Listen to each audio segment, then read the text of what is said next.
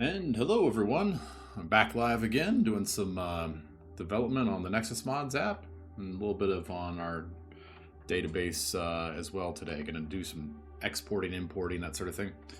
So to start off with, we do have some a merge conflict in the code I wrote yesterday, so I'm going to do that real quick and then we'll switch over to MnemonicDB. And what I want to do is set it up so that we can export the database to an external format and import it in another. And what that'll allow us to do is like get a whole setup of the mod manager going and then export all that data out of the database and load that in during tests or during other like when viewing, designing the UI, that sort of thing. So that's the plan there. So downloaded main. If we merge main into this branch now, we will likely get a merge conflict. So let's look at these. So I want to include that deletion. Can we just do an auto thing of this? Okay. Yeah, so what they're complaining about is, do we want these two dependencies? We used to use flat buffers a little bit, but ended up going a different route for some of our serialization. So I think this is probably okay to just auto merge. The merging code in Writer is pretty good. Include both of these. Cool. And then we'll run all the tests. So what we got working the other day off stream was the ability to install collections that have binary patching in them, as well as collections with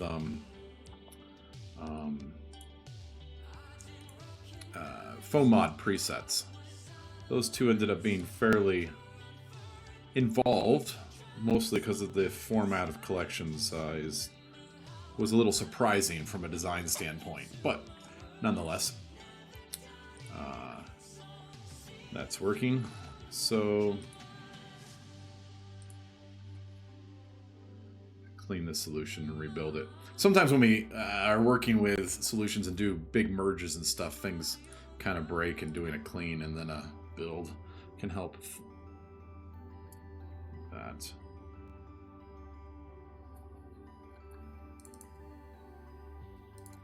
It's interesting that I'm not sure how that dependency got removed here. Oh yeah, we got a couple merge conflicts here in this code.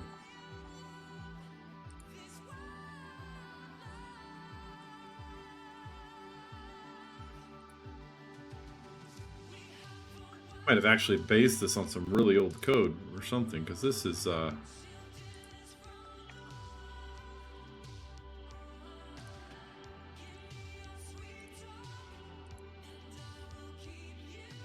main builds. It should at least.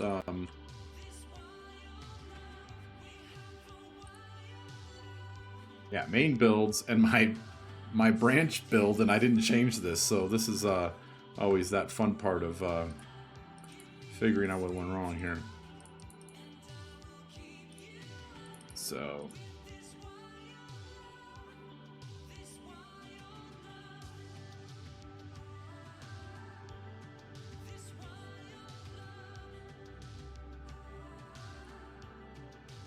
looks like it might be just in the UI where some of this broke.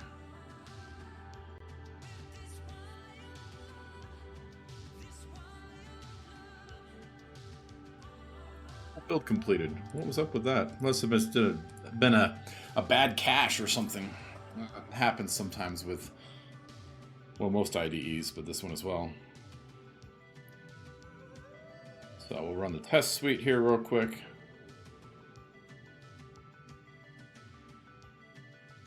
And actually, if we look here in collections, we should see that there's two collections we install now.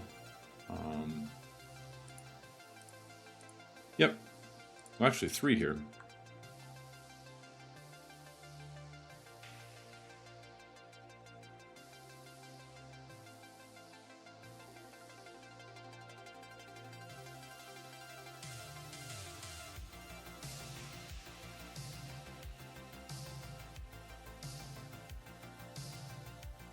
Is this the right pull request? Because I feel like there's a problem here with this branch. Well, this is it, but what happened to the tests I had here?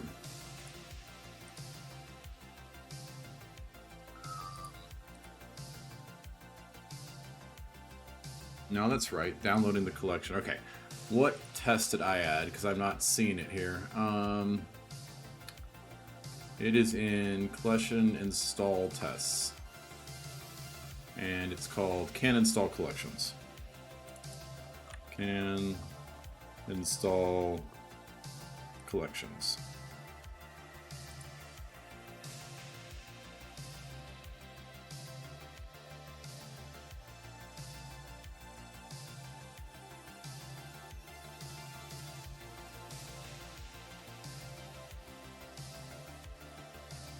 Not seeing the this is in Nexus mods collections tests.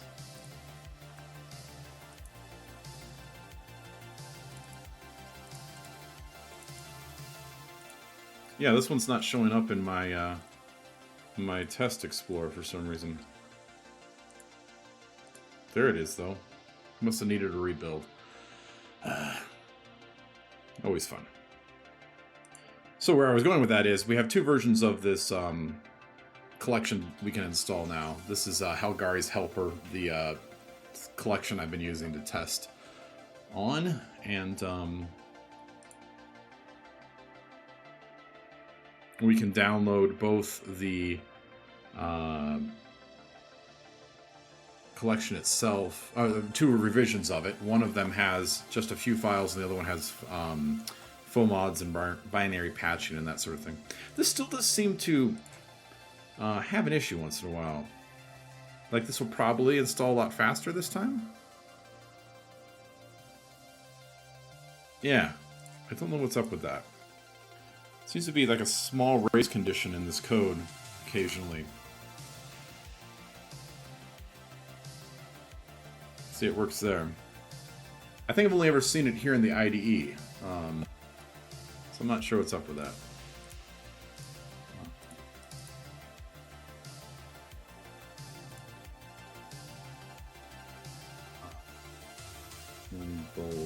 We're just going to call this merge main into here. Okay.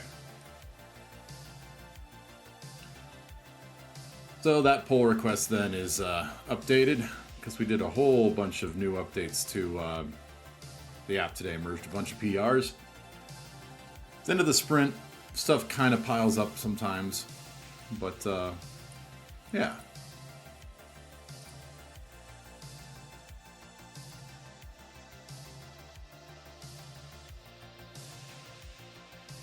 Cool. All right, so let's switch over to MnemonicDB, and we're going to put it in this window. I'm still working on some query stuff here, so we'll just call this work in progress. Building a bit of a data log implementation there. I'm not sure if I'm completely happy with it yet, but it's still work in progress. Okay, so the place we're working at today is this datum store. And the datum store here allows us to, well, has access to the backend store. And this backend storage system here allows us to read datums. Let's see here. It allows us to get the index, sorry.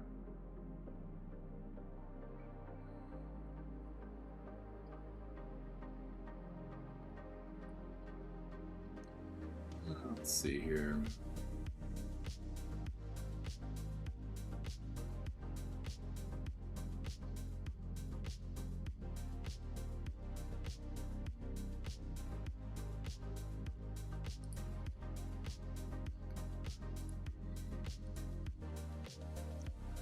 So we can, sorry, we got a spam message there. So what we're going to do is we are going to go through each of these indexes. We are going to scan through them linearly, and we're just going to dump them to an output file. And then when we load the datum store, we'll have an ability to read this data back in, right?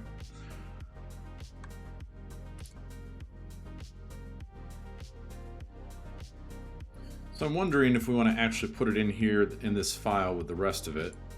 I think we can make this class partial.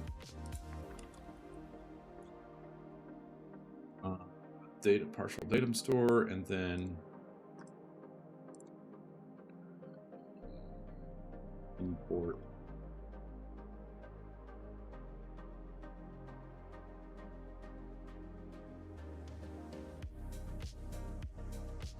Because this is kind of a segmented portion of the code, like we want to have access to the internals of the datum store, but not necessarily in the main code with the rest of it. So what we're going to do there is just instead we're going to put it in its own file with a partial class.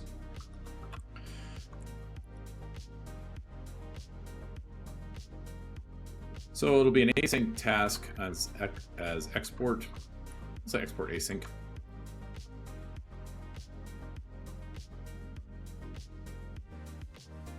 And we'll just output it to a stream.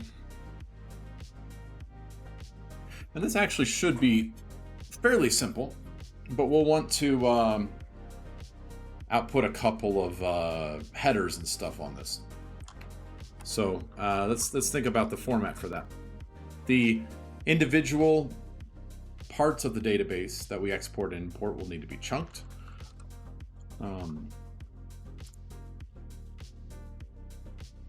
So we'll start with a 4cc of, let's see, mdb export. So mdbx will be the 4cc, and then a use short for the version. I don't know that we'll need anything else for that for now. It'll kind of be a streaming format where we'll write out chunks. 4 more chunks. It's kind of a weird song. Not used to having a dog barking in a song. So the chunk format is do we need an individual version header on the chunks? Probably not on this version. So instead, what we'll have is a an int for the chunk size. 32-bit int means each chunk would only ever be able to be 64 gigabytes or 4 gigabytes in size, but that's fine because we're going to have multiple chunks. So the chunk, individual chunk parts will be prefixed with a index name. So IDX name, which will either be, we want to make that a 4, we almost want 5 bytes for that. Let's make it, because our indexes are like EAVT, that's 4, but we have history and we have current. So we're going to need really like 5 characters for that. So if we put it in another uint, so that would be, well, uint is 8 bytes, right? Yeah. No. Ulong is 8, uint is 4.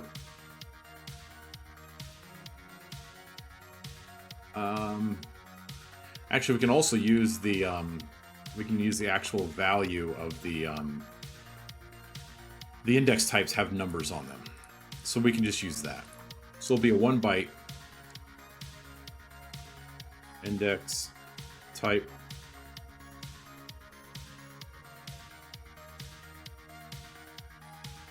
Do a byte for that. So 1 byte index type, the chunk size.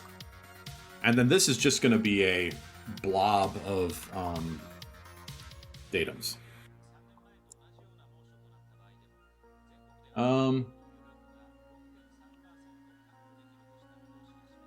So if we look at our index segment, do we store this? I forget how I had done this in the past. We do store this index segment as one entire chunk of memory. So we can actually just write that chunk of memory out as is, which is pretty awesome.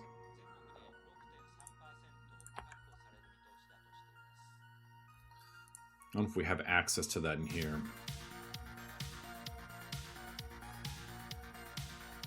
I think we do. We can add the ability to just have raw data access to these datums. I mean, to this. Actually, let me zoom in here. Because I did not increase my view size so we can actually see what's going on. 175 is definitely way too big. We'll do 150. 150 is also way too big.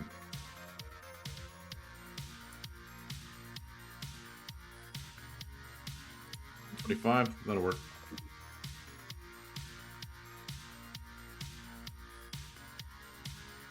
Good banger though. This song's good. Okay, so next thing we want to do is actually write this out. So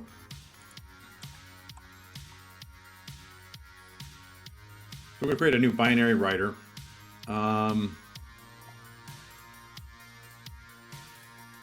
I don't know what endian this is.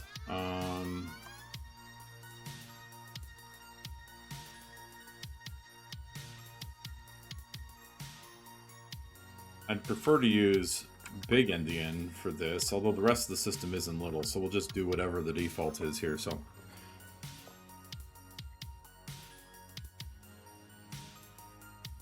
first of all, let's do our 4cc private const byte 4cc. Is that actually right? mdbx. I think that is. That's kind of cool that that worked. Oh, we can't have a const private static read only. Cool.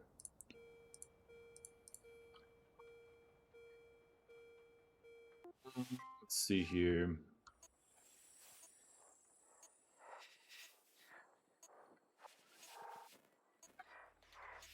So we'll write the 4cc out. Cool.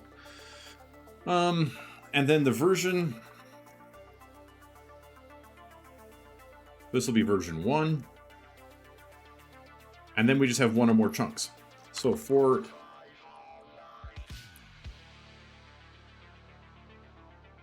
index type so we need to get all our different index types. Which we will start with tx log. So I wanted that. I wanted to start with tx log because that will be kind of the what do you call it? The starting point, if you will, of the. I mean, that's the authoritative source of data. So we'll start with tx log. Enum dot get values. So we get all the values of the index type.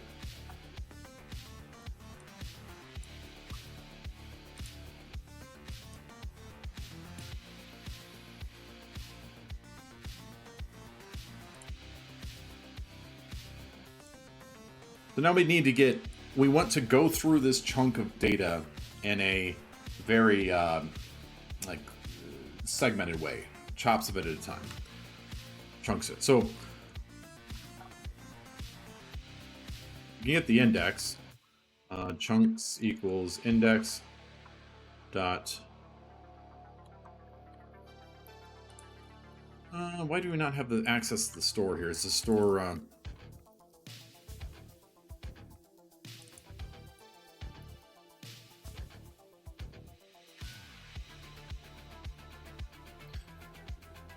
We do have the different indexes here. Not sure if we want to access them this way, although we could.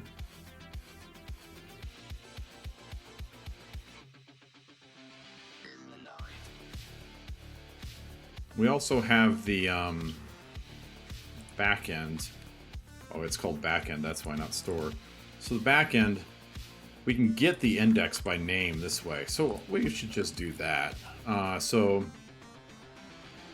backend.getIndex, and we're going to get the index of the index type. And then for each var chunk in index dot I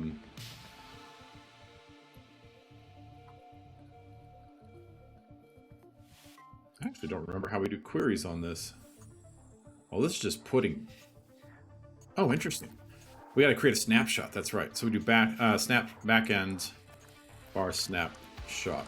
So our backend storage has a snapshotting system where when you read, you want to create a snapshot first, so that you can make sure the data isn't changing underneath you. So we'll do backend.get snapshot. And then from the snapshot, we need to get the individual datums. So it's datums chunked.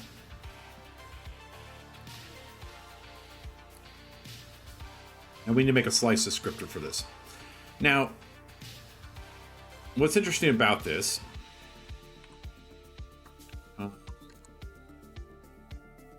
equals slice descriptor.create. Can we just do index type? We do have an override for that, which is then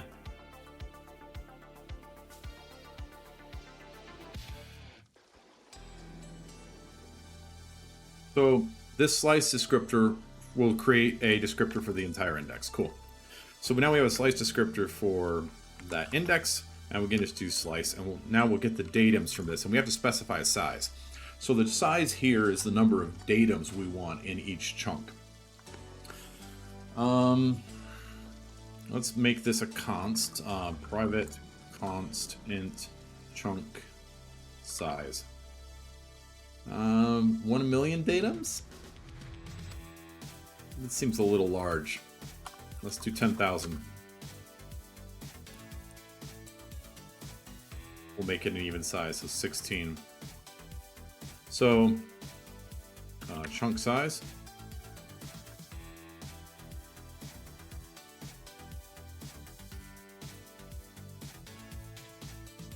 So now for each in chunks. So for each of the chunks in the stream of chunks that we have, we would write the index type, we would write the length. So we need to be able to get the actual data out of the chunk. Should we do it this way? We'll need a lick read-only memory. So inside of this index segment, when we get data from the database, we get it as just a block of memory, and it's sorted the way it is sorted in the index. So you can easily sync between the within that segment. It's kind of cool. And get read-only access to the data in this segment. Cool. So now we do chunk dot get our data.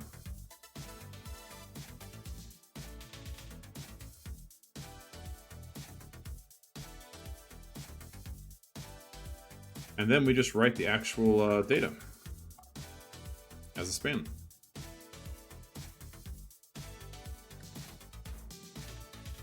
I think that's it. That's actually all it is for exporting this. That's pretty cool. Now we don't do any sort of compression or anything here because we could.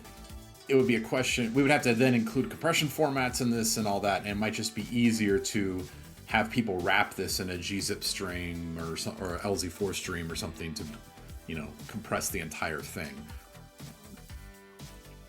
Export.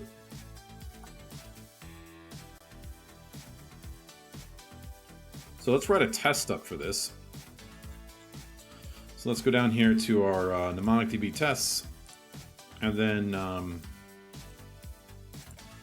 import, export, tests.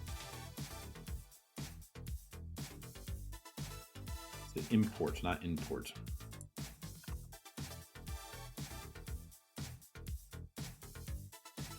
let's look at our, we need to inherit from a mnemonic DB test.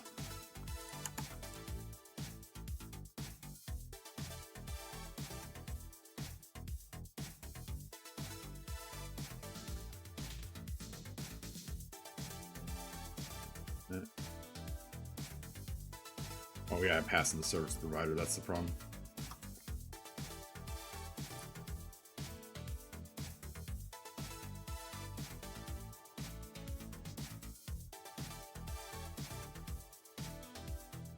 Okay, so now we'll want to do is insert a whole bunch of data into this, export it, and then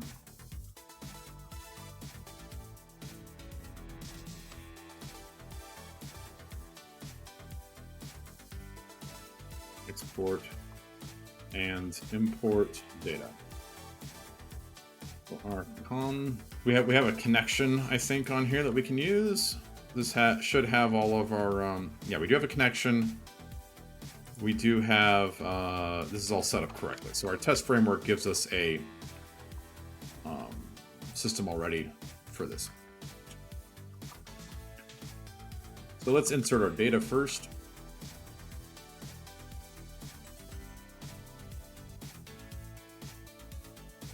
We'll create a method to do this so that we can reuse this code.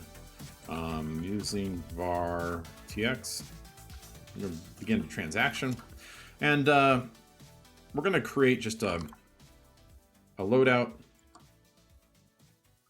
new. So as I've mentioned before, this is our test suite for mnemonic DB. So this does not actually match what you see in the app. We kind of have the same sort of framework of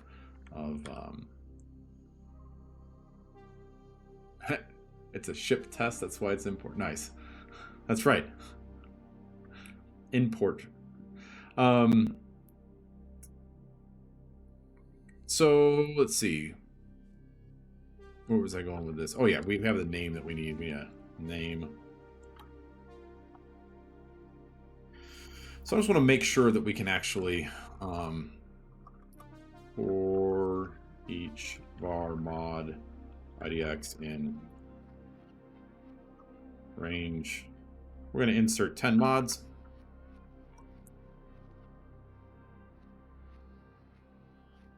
Var mod equals, there we go. So we're just going to create 10 mods, and then each mod's going to have 10 files.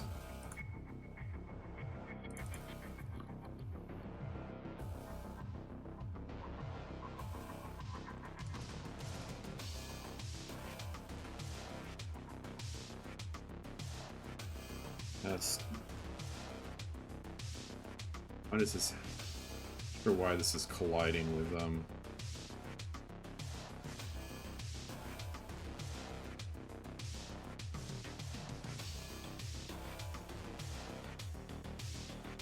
Is it in test model? Not model.file. There we go.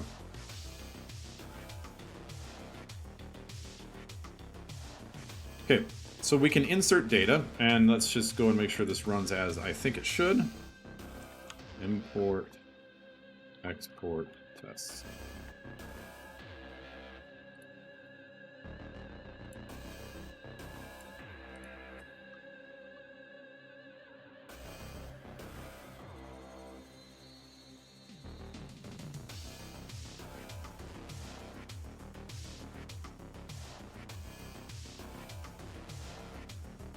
Okay, so that works. And we can see here on the debug message that we inserted 432 datums written in 2 milliseconds. Okay, so now we should be able to do connection. And we may need to do dot. We don't have datum store on iConnection.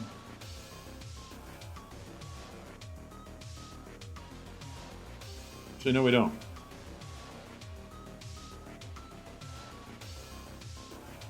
So we could expose the datum store.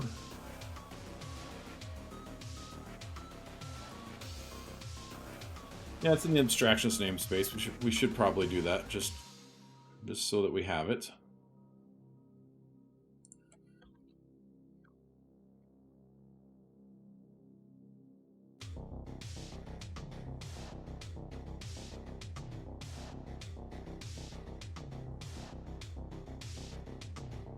Uses to store data. And then we'll go to our connection and expose that. Public.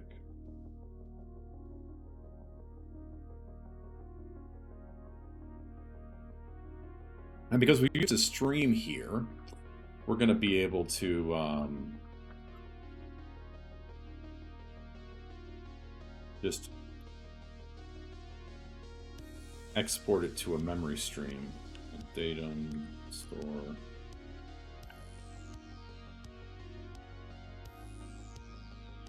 Or why that? Is it export async? Oh, we didn't expose import, export. We didn't expose this method in the iDatum store.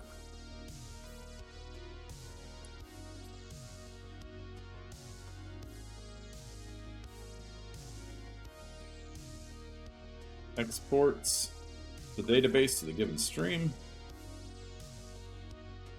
Let's make sure we say including all indexes. So we're not actually going to like have to re-index this data when we import it again.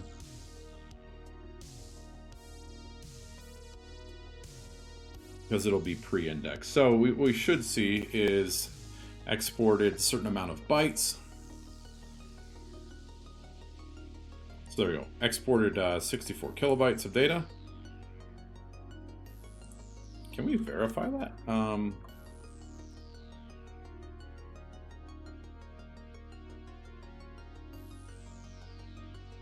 sure what this will do.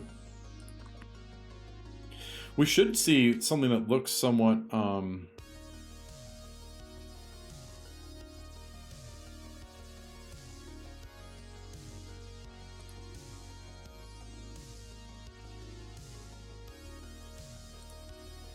oh, for some reason we can't view the diff here. I don't know if we don't have a binary differ for some reason.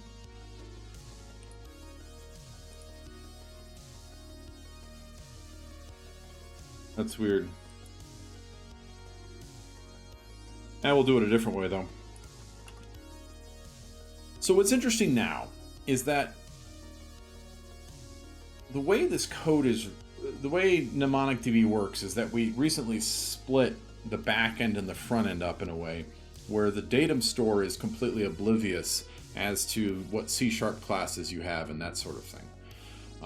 And the front end handles like dependency injection and that sort of thing. So we could, you know, create a new datum store and just pass this information, or like import the data and then query the datum store, and it should just work. And maybe that'd be a good way to go about this test here, is we can verify all the different indexes and make sure they're correct. I do kind of like that idea.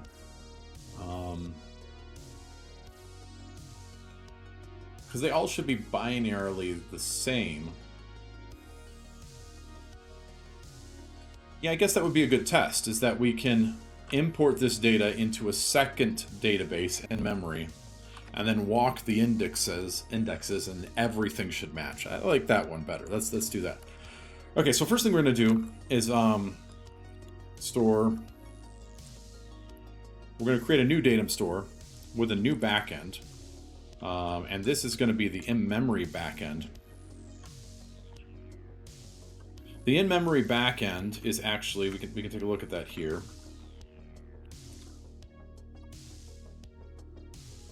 Provider.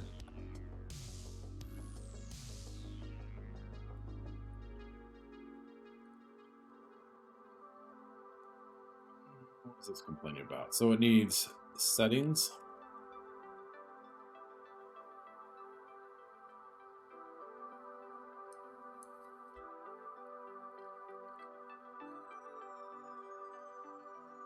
So it's logger settings backend. What am I missing here?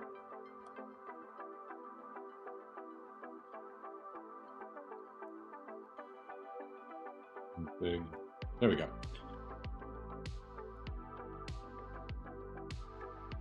So I was saying something just a second ago about this. Oh yeah. So the backend here is this in-memory backend, and what it is just a bunch of I believe it's immutable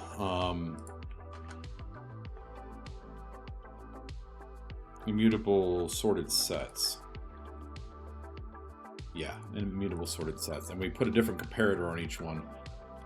So that works great as like an in-memory version of the database you can run tests on and that sort of thing. Okay, so now datum store ms.position equals 0. So we're going to reset to the beginning, and then we're going to create an import method. We want to put that on the iDatum store. Public ask import async imports the database from the given string. I think we'll want to note here any existing data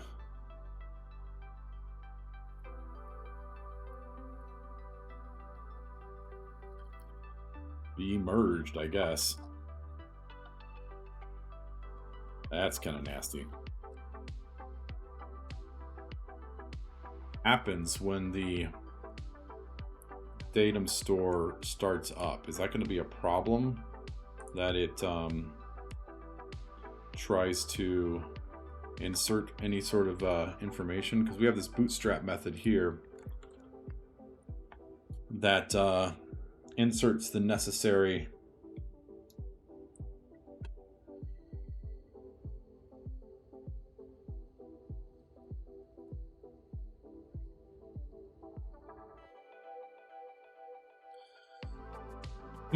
So we almost want to go through and just clean out all the data in the datum store first, which we can do. We can do that. It would involve taking a snapshot, reading all of the data in, and deleting all those, committing that, and yeah, we'll do that. Okay. Well, first of all, we'll see what happens here if we don't do that.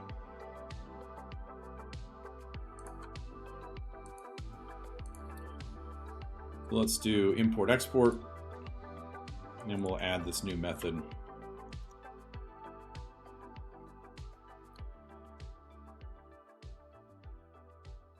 We get our binary reader. So we'll read our 4cc. If it does not match the expected pattern, we do invalid format. We read the version number. The version number does not equal 1. We throw an error. This is what I do love about coding with like Copilot. It's like it's reading the code above this that did the export and inverting it, which is really handy. So while the position is less than the length, what we're going to do is first thing is the index type. Oh, I actually got it. So we read the index type, which is a byte. We read the chunk size. We read the bytes.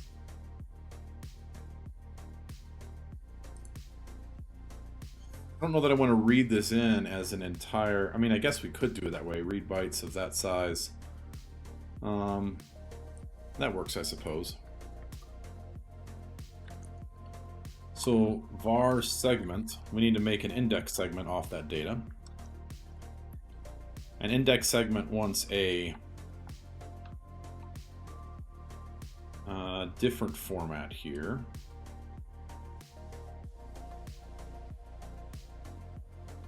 Oh, interestingly, it's not. The row count is actually, the number of datums is actually outside of the size of the data itself. So we do need to update our format to store both the number of datums that we've exported and the size of that data. So let's do that. Data length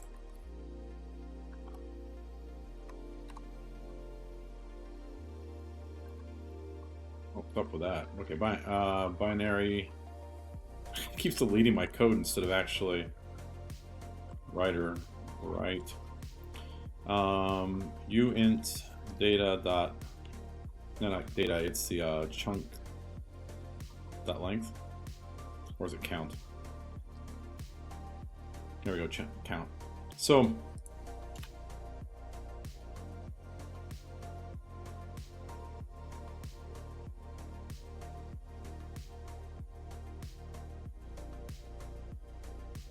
we get the number of datums, and we get the chunk size, and we get the data itself. Now we just need another override for this that doesn't do all this calculation here, and said public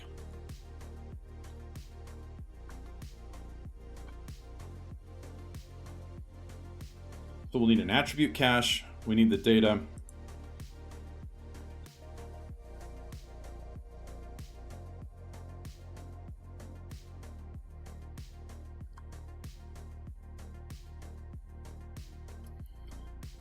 let's see, offsets, needs row count, right? So we're going to need to instead here row count.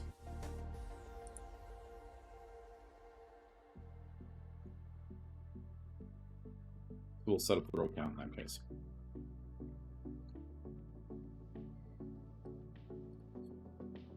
Create an index segment from raw data.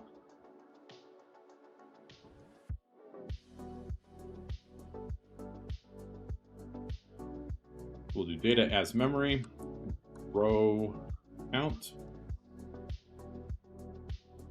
or datum count. Datum count, and then attribute cache. And this is complaining, cannot resolve constructor. Candidates are, oh, uint. Cool.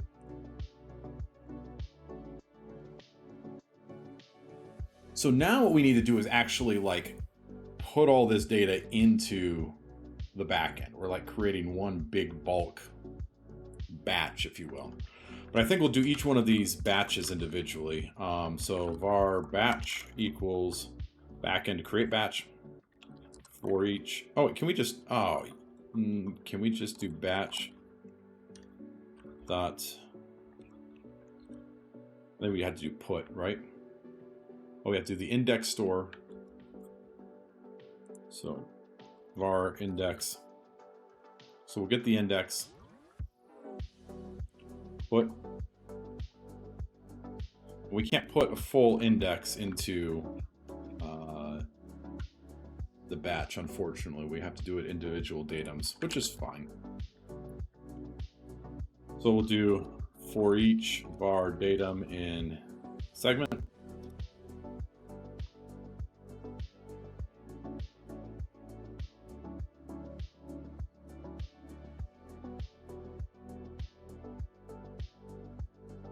And for some reason, it's not thinking that,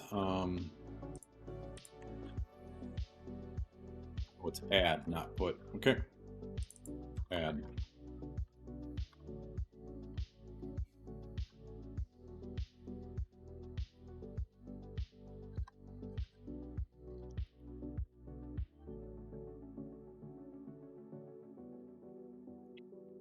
This index type is iIndex. And what we want to put into the batch is an index store.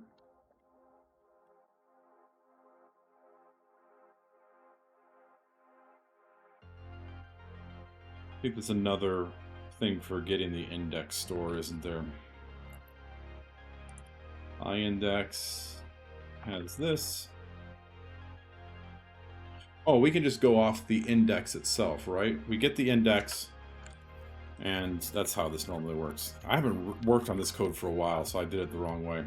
So index.add batch datum, that should be right. Oh, this one's put.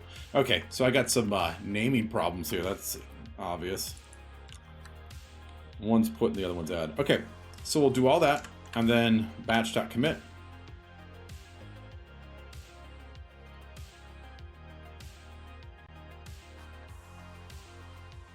This is all inside. This is all like synchronous as well. That'll be a problem when we do imports. We'll have to look at making that async. So we have our new datum store.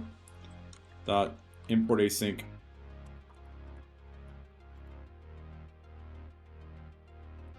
Within this import method, let's actually keep a tally. Imported count. So each time we go through one of these batches, we'll do that.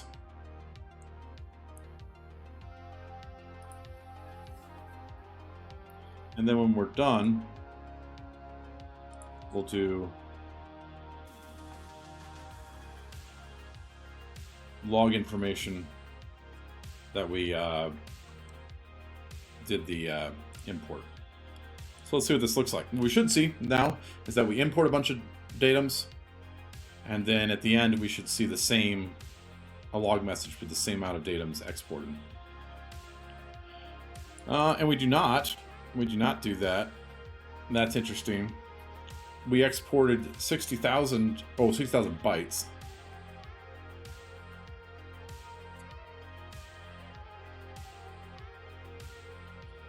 Let's do the same thing up here though with a tally. Var exported. And then each time we do a batch.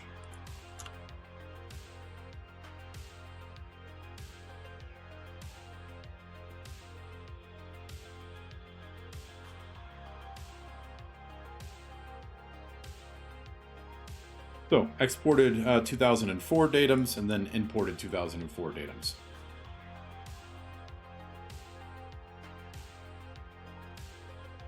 Could the datum count theoretically be larger than the max value? It could.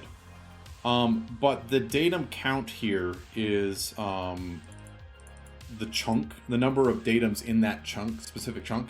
So right now we're capping that chunk at 16,000, and we'll just assume that we'll never actually have chunks larger than 4 billion. So to be clear, too, what we're doing here is we're just kind of like walking through the index and taking chunks of the datums and outputting them so that we can easier batch it up in the write operation here. I don't really know what would happen to most datum stores or data storage if you added like 4 billion keys at one time and just committed them at one time. Likely there's some sorting algorithms and stuff that get really slow when you get that many items. So I don't know what it's doing in the back end, but we're going to batch it, import and export in smaller batches. It's a good question though. Okay, so let's look now. On our test, we imported it all into this datum store. So for each index in enum.getValues index type,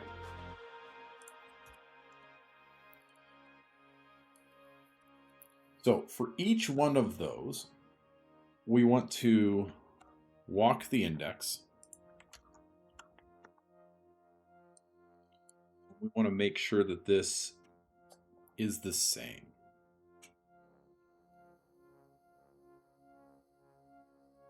So within a single index, all of the datums should be in the same order.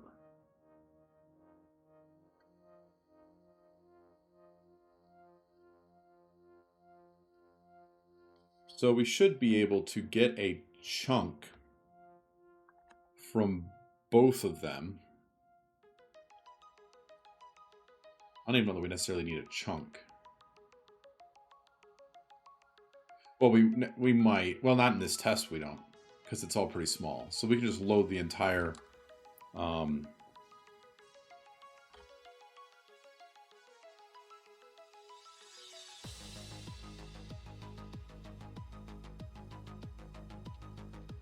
that's right. So we get the two sets.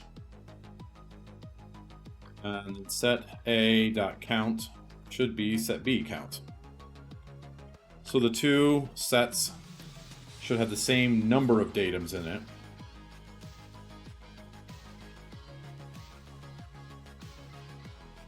We almost want to just compare.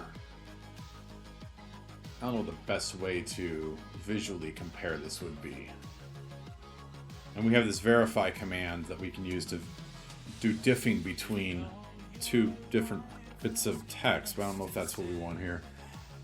I think we can just zip them together because they're the same. They're the same length. So this will compare them. Let's see what this does.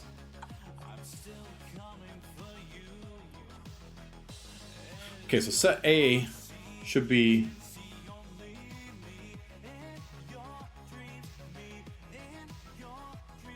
I think we want to invert this. So set B count should be the same as set A count.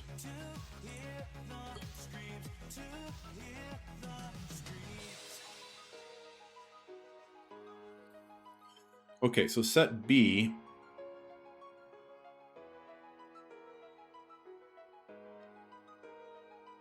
I don't know that I understand what's going on there.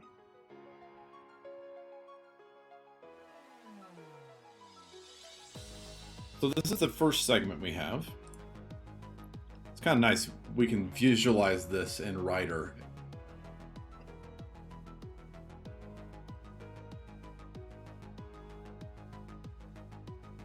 Yeah, we'll definitely take a look at that.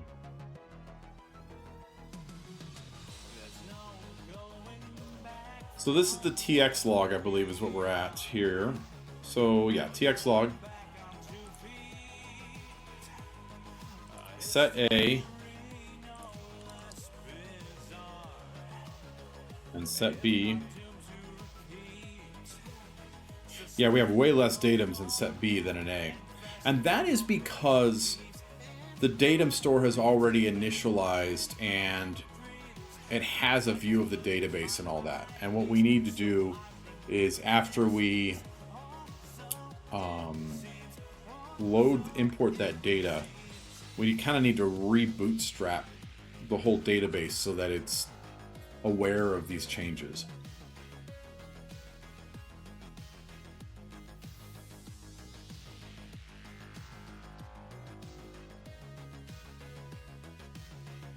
It does make me wonder if it would be better in this case, instead of an import,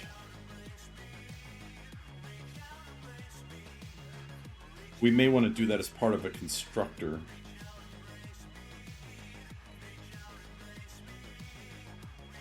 Or we really just don't bootstrap optionally by the user.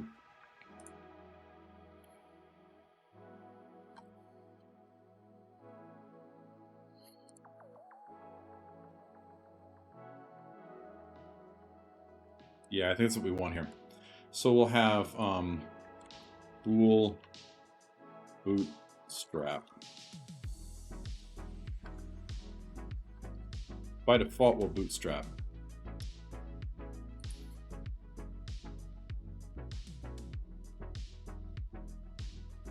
But in this case, we won't. In the case, if it's asked not to. So, and then here in Bootstrap, this is private. So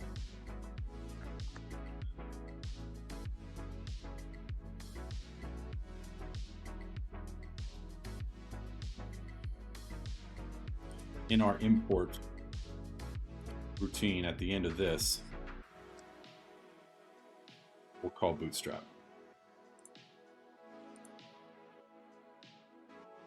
Oh, and now we need to make sure we actually tell it not to bootstrap in the middle of this test, so that it works correctly.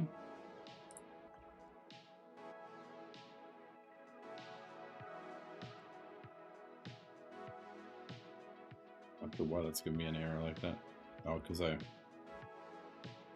spelled that in a weird way. Okay. So I would expect this to work. Although we probably want a bit of fail-safe here, so if the user does bootstrap it and then import data, we'll throw an error. Okay, so closer. We have a difference of 1 now.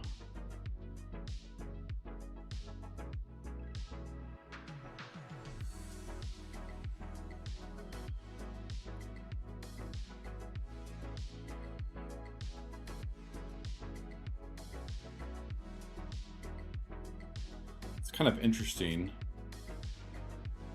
Imported. Oh, interesting. We import 2004, but this is bootstrapping the datum store, no existing state found. That does not sound correct. There should, in fact, be state found. So the caches haven't been reset, apparently. Probably it's not flushed.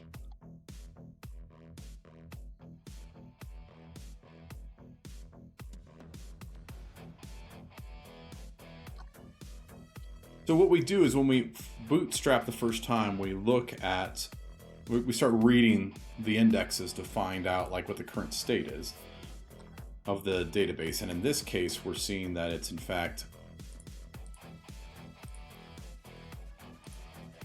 it's not what we would expect.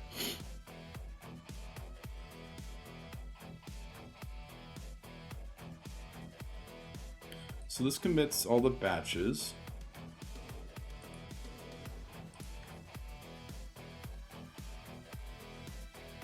Batch is disposable, so we definitely should do that. I don't know if that'll make a difference. I don't think it would in this case. No, but we still see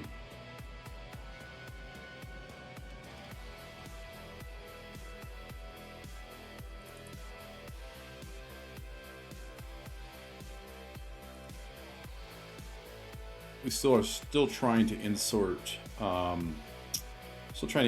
new data for some reason. So if there is existing state, the database won't attempt to insert the initial schema or do any sort of setup like that. It'll just populate its caches. But it's interesting that this is what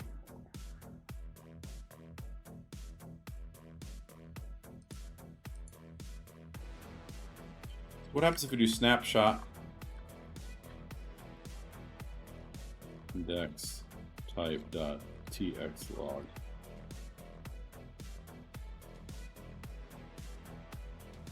Oh, snapshot's only for writing. No, for reading as well. Last entity in partition.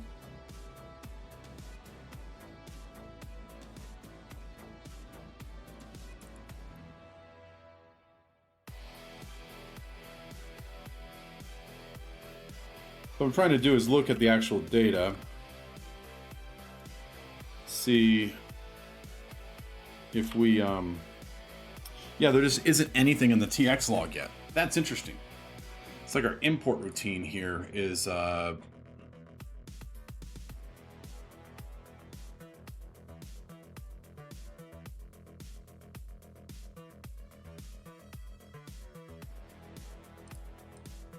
no. The bootstrap is inside the import. I think. I didn't look right.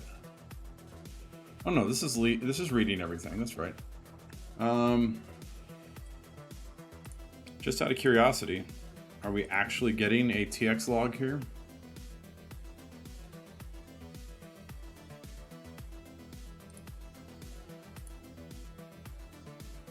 We're getting TX log. Yeah, yep. I think part of it is we need to go back here, and it's not the first time we see this. The first time it should be empty. First time we do the bootstrapping. The second time, it's likely to be. It shouldn't be empty.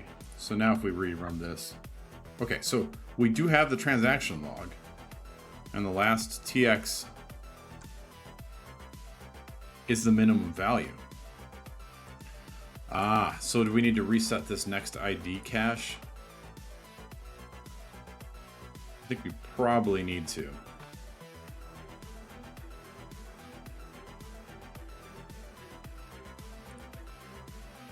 Public void reset. So we want to reset all of the caches.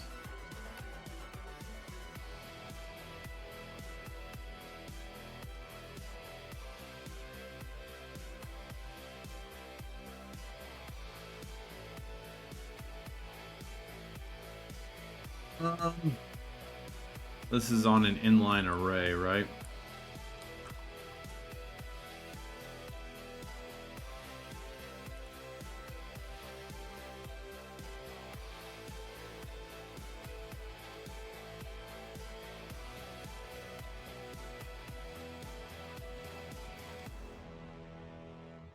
So in our import export, we also need to next. What's it called in the datum store? It's next ID cache. Reset.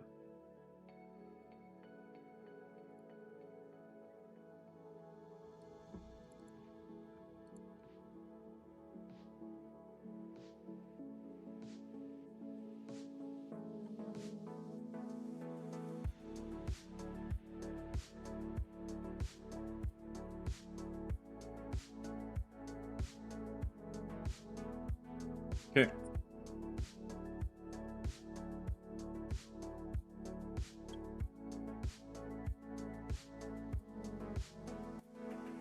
Let's look what actually happens in that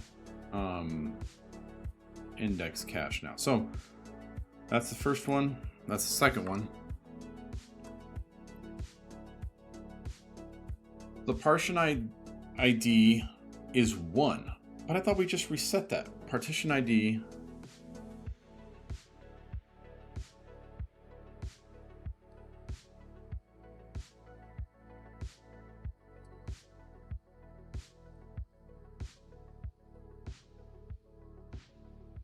Oh, this looks like a really old bug. No, okay. So what do we have in this?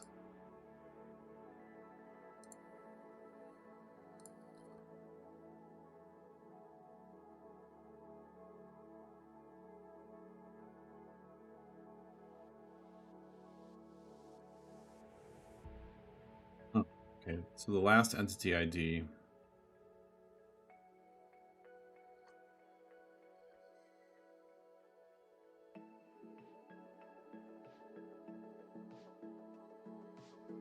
Oh, so this is saying that there's nothing in this partition at all. That's interesting.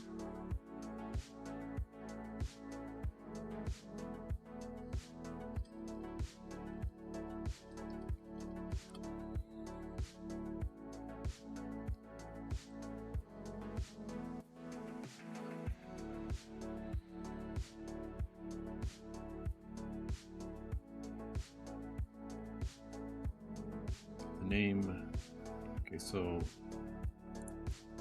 last entity dot to string. So it's 1. The last entity to be put in is 1.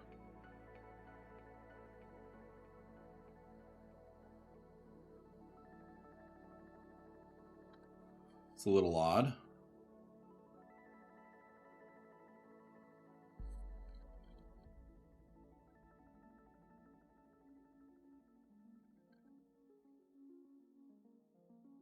Let's see what's actually in that.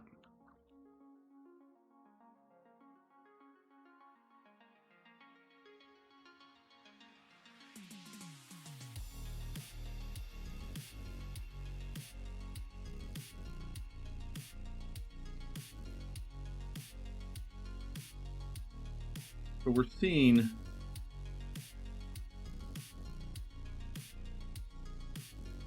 because there's one transaction. That partition, the number 2 partition is the okay, that makes sense.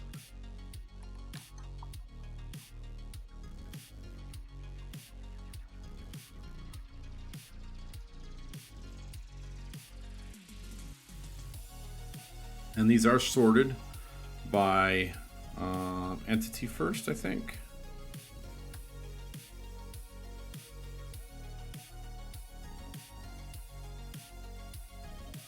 It's a lot. I'm not gonna lie, this is a little odd why this works this way.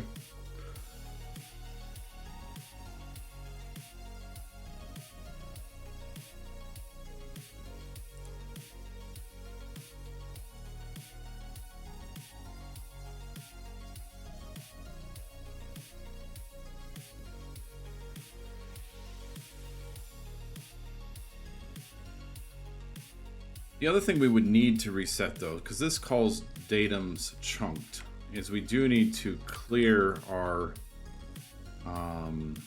attribute cache as well. So let's do that, because that could help here.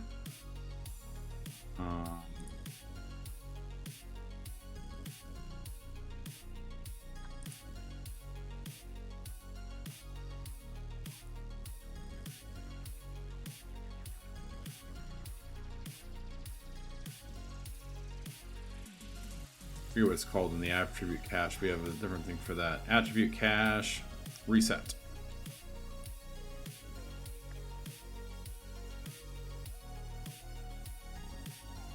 Can't really reset it though.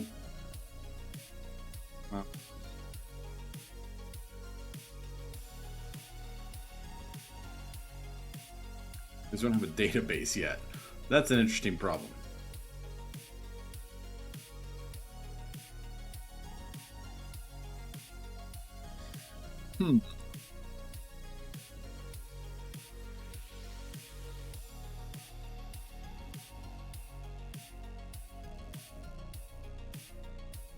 So the problem here is that this last entity in partition, last entity here that we're saying is the partition ID we're looking for is 1, and we're not seeing anything for partition ID 1. And partition ID 1 is the transactions. So it's almost like the transactions themselves are not getting properly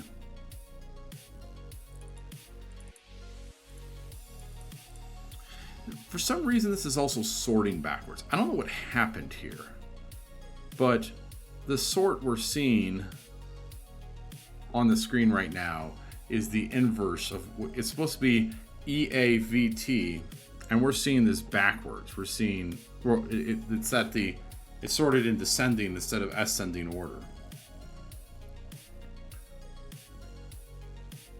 which doesn't quite make sense why that's the case.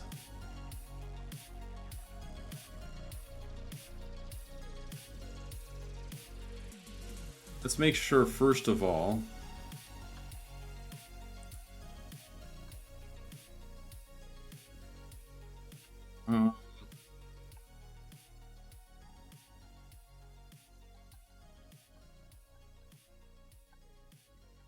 if we look at our DB tests, our storage tests, we can actually look and see if the data is coming out of the backend storage in the wrong order, or if it's a presentation that's the problem.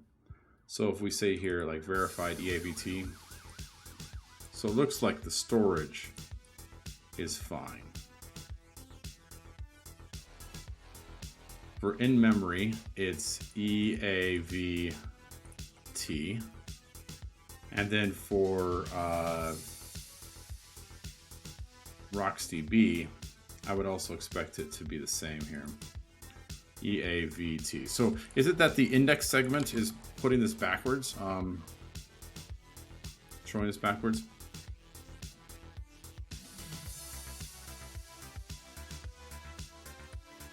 No, in fact,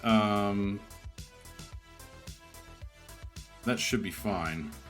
But is it this descriptor? It could be the descriptor. Slice descriptor. Oh yeah, it is backwards because we are iterating that system. Are we intentionally iterating that backwards to get the highest integer? I think we are. So I think this index cache might be wrong.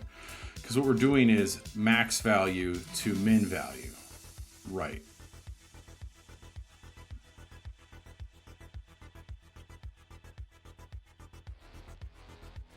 So our descriptor here says we're going from 100 FFF to 0. So it is we are going through the datums in reverse order, which makes sense that the output here would be in reverse order too. Okay.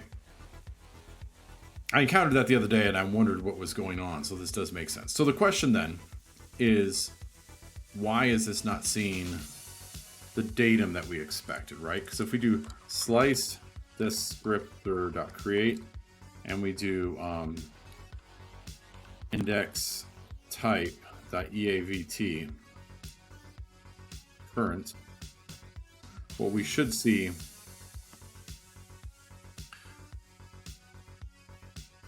so the partition ID we're looking for is 1, and we have a whole lot of entities with partition ID 1.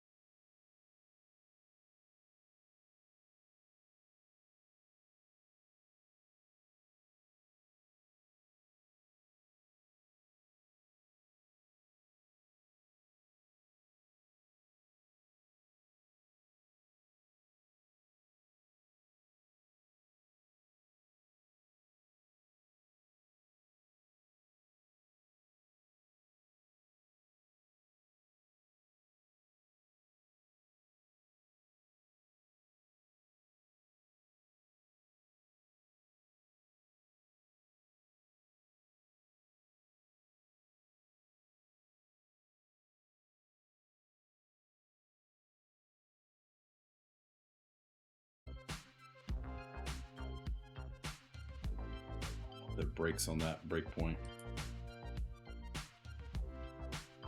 To make sure, snapshot.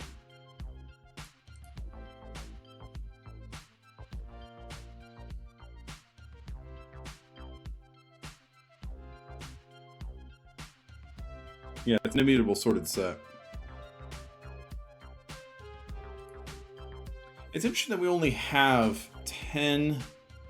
What's the index? Why do we only have 10 items in this list? That doesn't make sense either. Because this is after we've we've imported.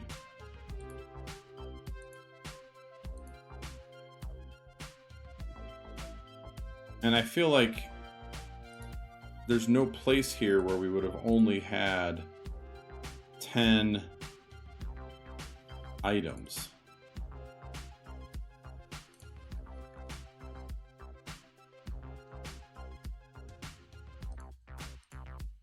Well, these are the individual indexes though. Oh yeah, so the ZAVT. Okay, so we do have a lot of datums here.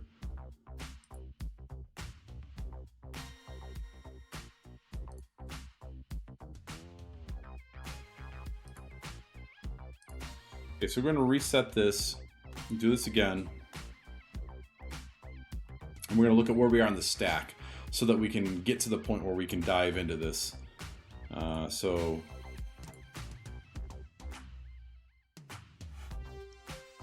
we're going to look for down here when we're in import. Import async bootstrap last entity and partition, right? So now that we're down here in this datums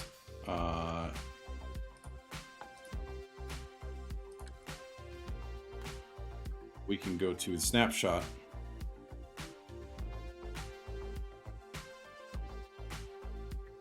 This is the in memory.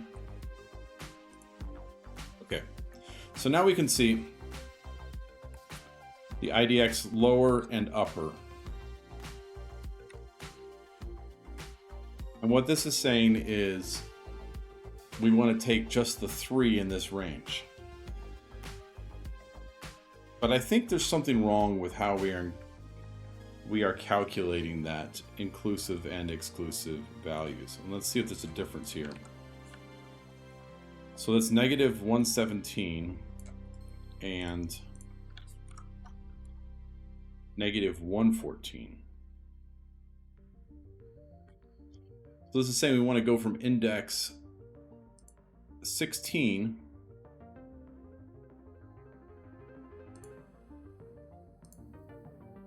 on 2. We want to go from here to, it's like 14, so which is those 3 datums there.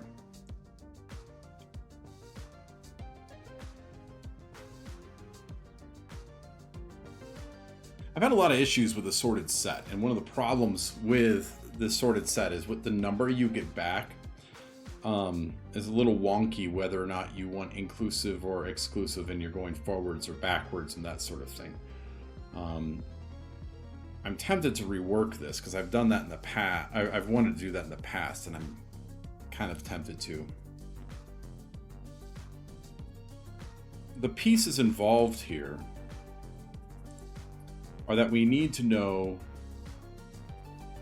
if we should include the start datum or not.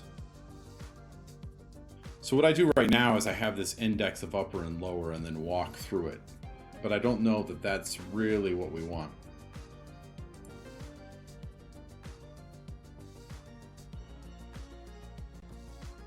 So I think this whole thing would work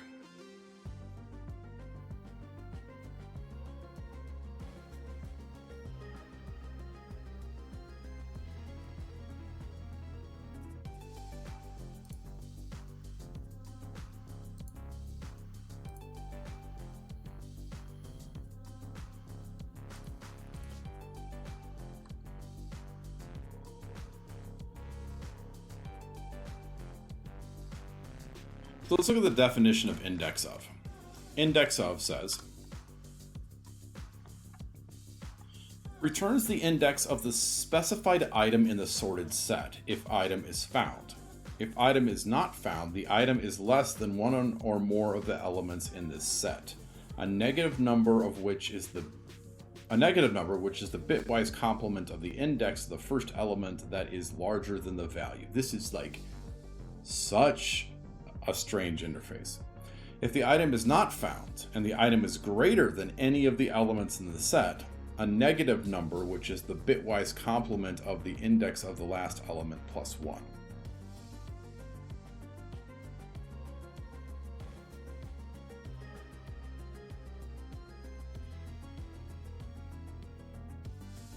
So what I think we can do is rework this to where we find our start position and we know the direction we need to go because we're iterating over this sorted set. So we find the place where we're going to dive in. The piece of information that we need to know are, did we find an exact match, what direction we're going, and our starting index. I think that's what we want to do. So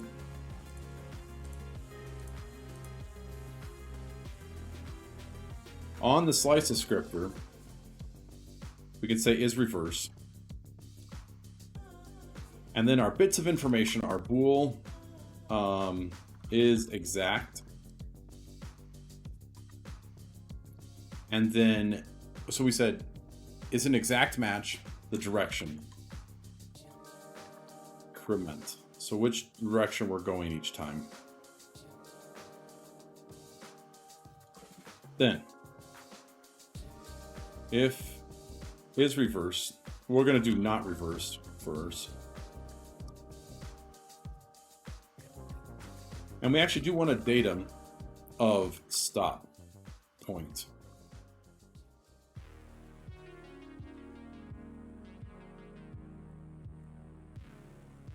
So if it's not a reverse, we're going to go forward. Then var start index equals.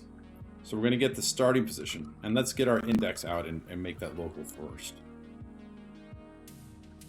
So we're going to get the index that we're working on first. And then we can just do index of the descriptor. And then if start index is less than 0, well, let's not worry about that first. If it's greater than or equal to 0, then the start index, let's see our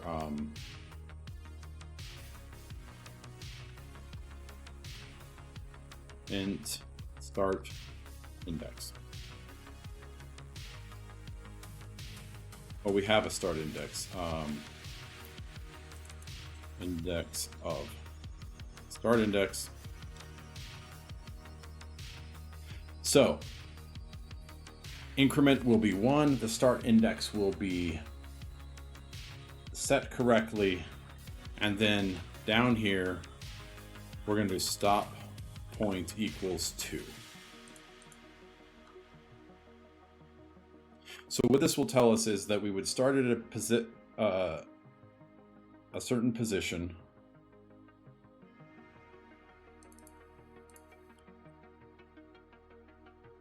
I don't know that we necessarily need is exact in this case. We'll see if we need that.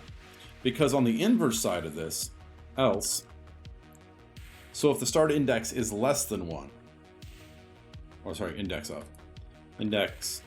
is less than 1, then the start index is index of the inversion. Like you do this null complement thing to get the index, and they're using this -0 to indicate something. And what they're indicating is if the item is not found and the item is less than 1 or more elements in this set, a negative number which is the bitwise complement of the index of the first element that is larger. So in that case, we just want to start at the start index. right? Now, that handles all these cases. We'll remove the braces here so it's a little cleaner to see.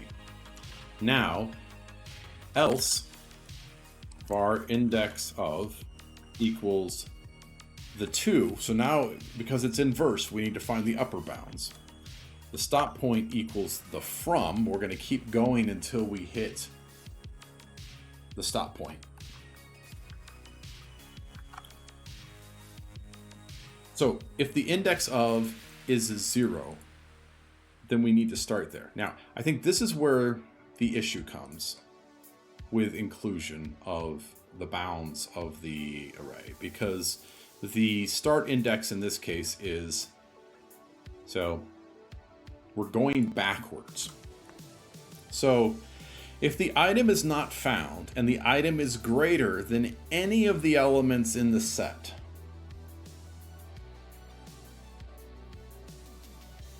a negative number, which is the bitwise, it will be the negative number of the bitwise complement.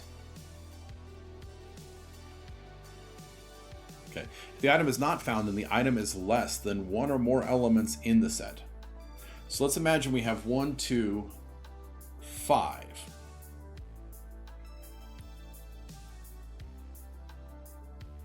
The first element that is larger than the value. So we have 1, 2, 5.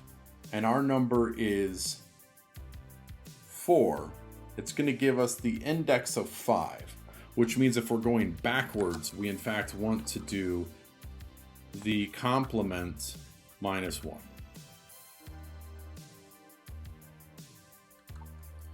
All right, now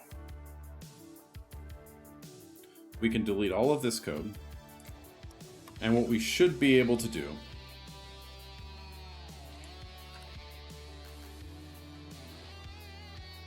the other thing that we have yet to do, though, here, hold on, is we have the start point, and the increment is -1, because we're going backwards over this, right? Let's actually do that here. So now what we need to do is walk this.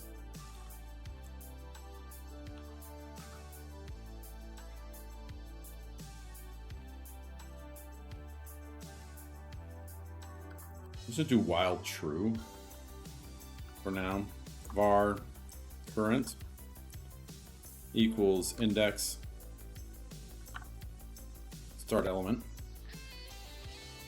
Now, if current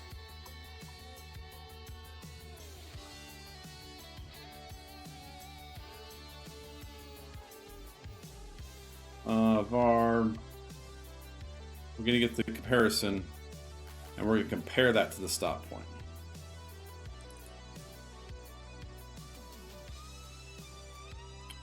We do need a comparator here. Do we have a comparator in this snapshot? Oh no, what we can do is slice descriptor. Descriptor has a contains function on it. Let's see here, includes.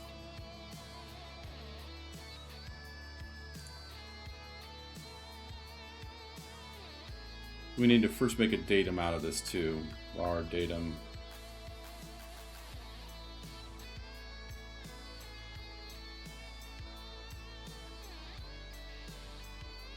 Oh, we need an in, is that what we need here?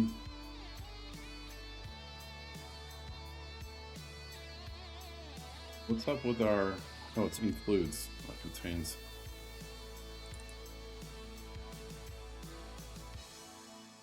It's kind of dumb because this is all in-memory code for dealing with like tests and stuff, and like I don't want to spend a ton of time on this, but like it is useful. But it's not production code, so it doesn't matter. Like speed and stuff doesn't matter here. Okay. So if it does not include this, then we just break. Otherwise, we add the current. And then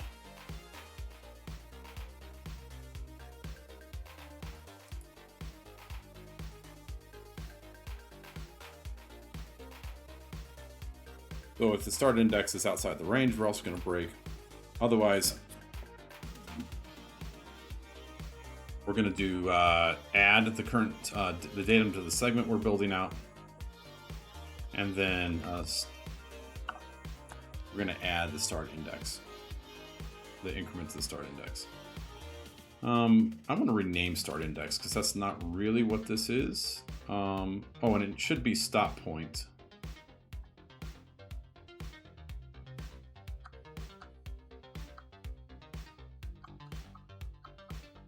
You know, performance-wise, I think I'm okay with this.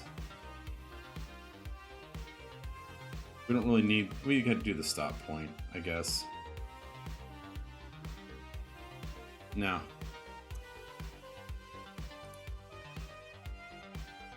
Funny, we actually don't even need... With the amount of data we have here, we can actually just do a linear scan over all these indexes. And maybe that's probably even the best way to do this, so it's super simple. Yeah, we're gonna do that, because that's even cleaner than all of this sort of... let's slow down tests, though. If we get hundreds of datums into this, it's really gonna slow down and become like an ON type thing, and I don't want to do that, I guess. Okay, but we don't need the stop datums. Cool.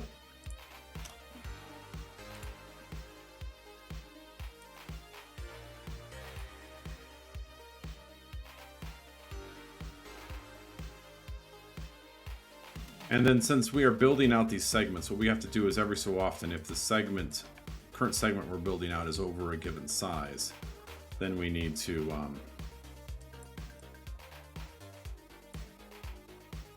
reset. If segment builder.count is greater than 0, we also want to yield the last one. Cool.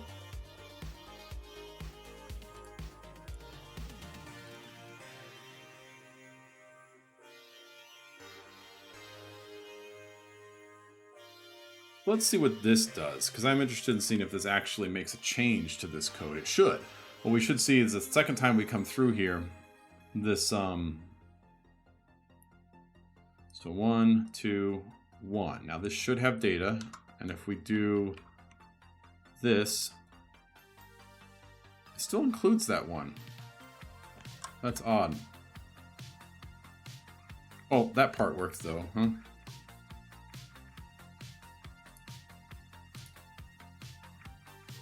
What happened to our tests now? Let's see what the tests say.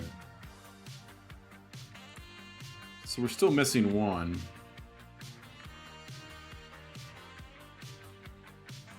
Because it says saying that bootstrapping the data store because the existing state is not found, which is still odd to me.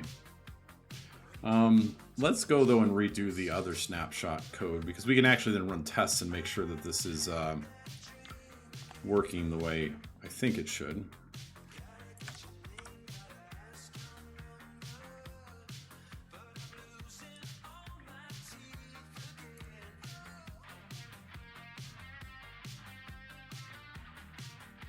So we're going to get one segment this time, and we're not going to reset it every so often. And we're just going to build it at the end.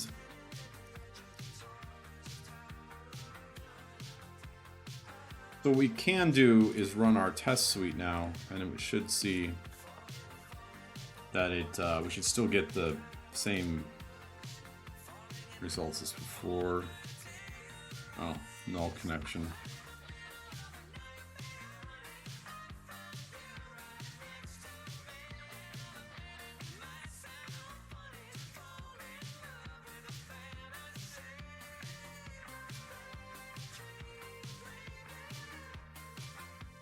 We do see some failures already.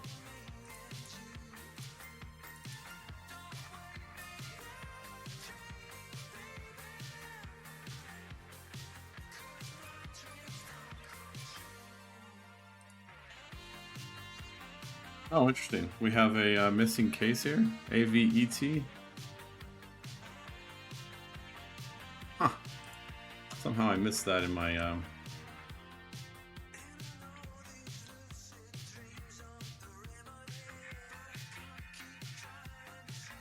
know how I missed that. Guess I've never actually used that includes function much. Okay. So it looks like the backend store works correctly.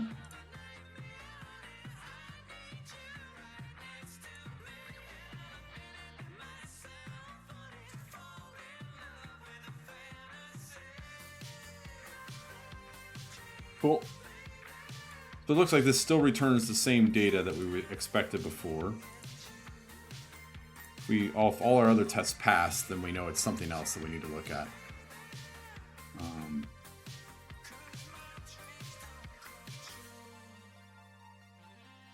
Kind of surprised we get the same error even after rewriting that.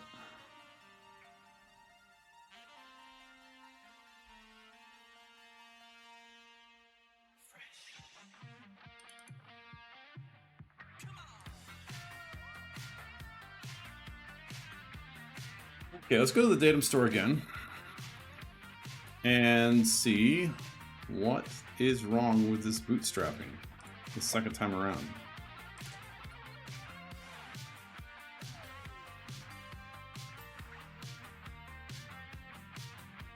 So the last transaction is that, so that's the first time.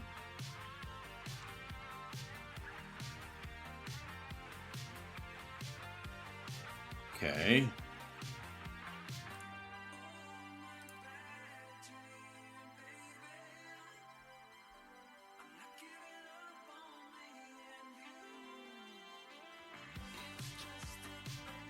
So B has one more datum.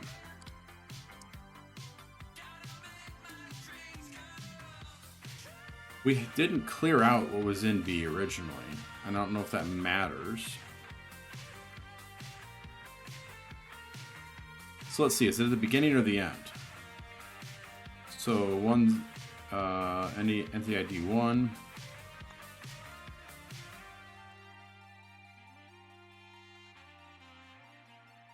Let's see, the best way to do this, an A.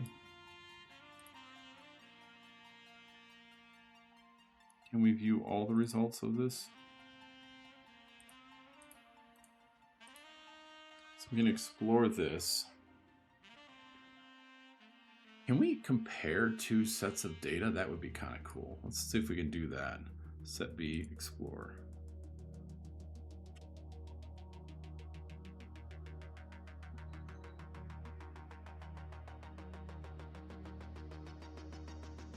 It's kind of cool. I like this visualization feature in Writer. So if we go all the way to the end, our last datum is this one here.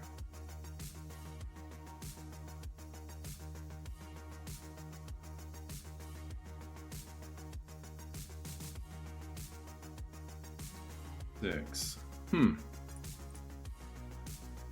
Sure.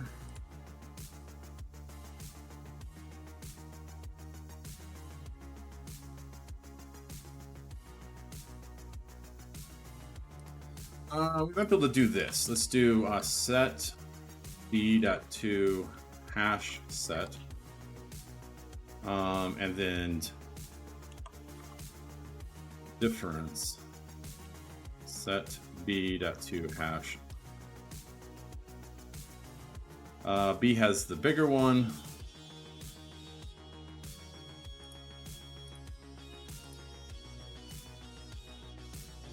What is it? So hash set. I'm going to find the intersection of these. Intersect with, is that what it is? Modifies the current hash set object to contain only elements that are present in that object and in the other one. Nope, we want diff with. Is that what it is? Nope. Difference with? All right, let's look it up.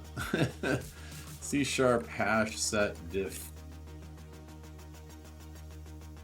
Yeah, I might be able to do that as well. Export it as text. There is a set difference. It's difference. Okay. Oh, is it accept? Okay, accept. So what we want is var set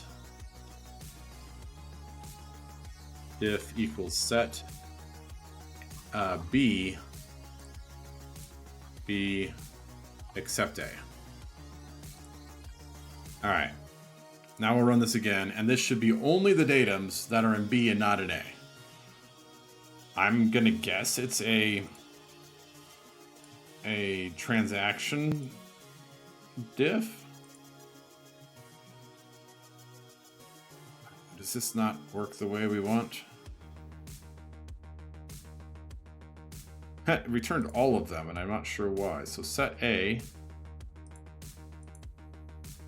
Do we not have equality set up on the datum type? I don't know that we do. To array public override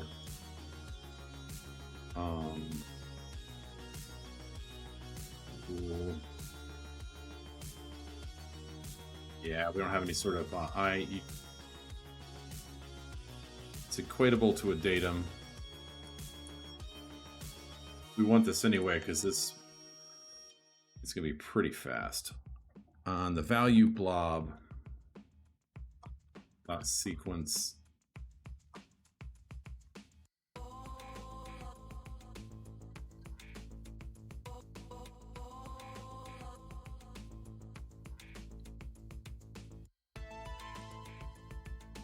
Okay, cool. And then our hash code, yeah, that'll work.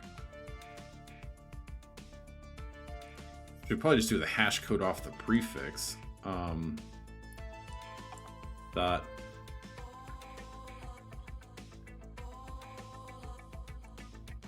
our key prefix. So datums are actually packed together. So the E, the A, and the V. So the entity, the attribute, the value type, and the transaction ID are all packed into 2 ulongs. There's parts of those like where you don't need the full 64 bits, and so we can use smaller bits of data. So it's upper and lower are the 2 parts of that. Although probably we should also just implement i.e. equatable. Do we already have that here? Oh, it's a record. That makes sense.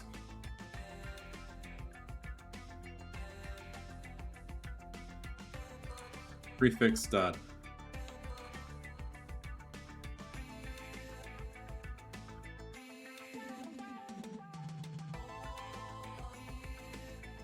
yeah, we're just gonna ignore the value as far as the hash code of that goes. So if we run the tests again in debug mode, we should be able to see the diff is 1. And the def datum is a retract. Oh no, it's retract false. Okay. What is this?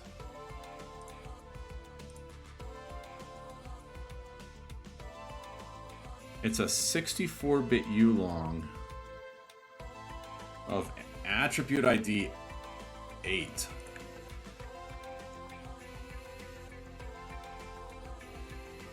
For our built-in entities, we have an attribute definition, and 8 is the timestamp.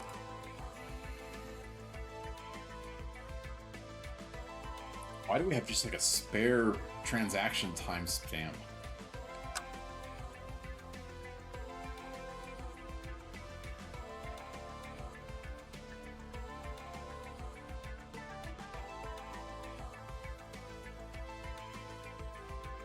I mean, we can clean out, and maybe that's what we need to do, is in our import-export, just delete everything out of the store first. I mean, that makes sense that we would get a problem like this if we're not clearing it out. So let's do that first.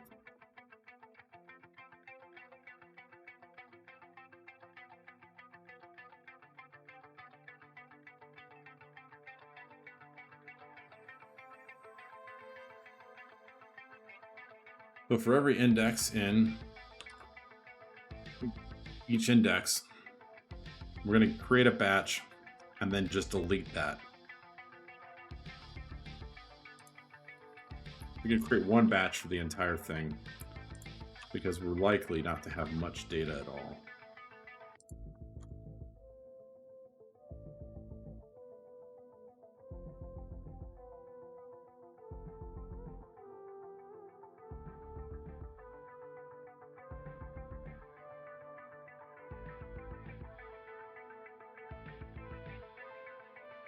So I would expect to see maybe one datum cleaned out of this. Cleaned 0 datums. Nope, it's not that.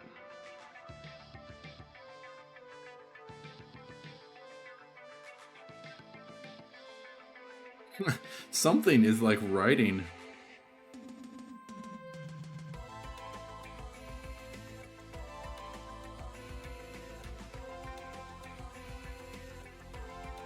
Like when we import this, we're seeing another transaction running right after we bootstrap, which is weird. So if we look at our, can we look at the, oh, we don't have the test output yet. So we get the snapshot and the last TX value, and then, so this part right here we know is just flat out wrong still, right? Like,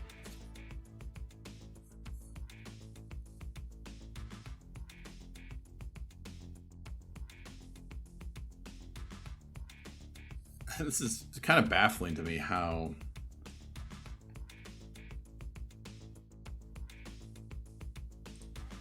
hard this is. I didn't think it would be like this. So datum count, datum chunk size, that's correct, right? I just want to make sure that we aren't writing these out. The chunk count, the datum size.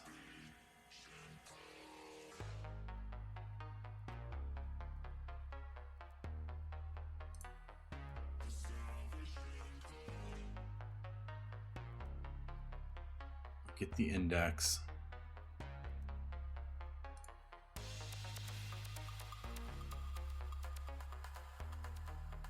Okay, so what do we know? We know that we in fact do import the correct amount of datums.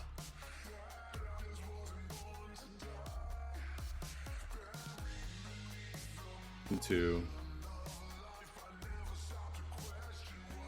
we're going to actually output the number of the index here just to make sure that everything is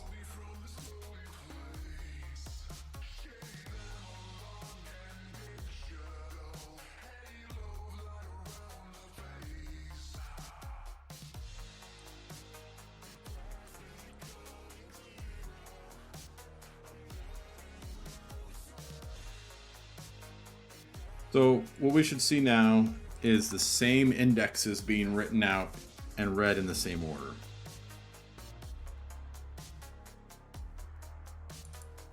It is interesting. We do have a bit of a problem here that we're like, we are importing some datums. Like we have empty indexes.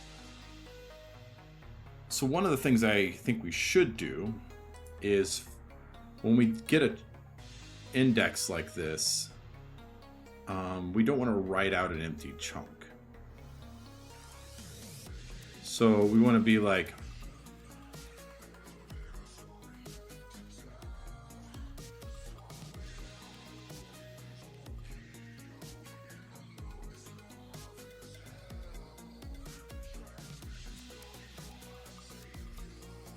that's interesting. In the Rocks DB backend,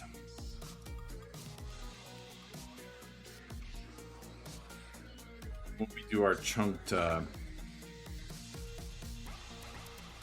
read here, we don't want to output empty if builder count is greater than 0. So we don't want to output empty chunks. So now what we see is we export txlog eivt current, and as another verification these should all be the same. So we have TX log at 547, 547, 547 on the third index, and then 110, and then 253. And just out of curiosity, 257 times, 547 times 3 plus 110 plus 253, in fact, equals 2004. Cool.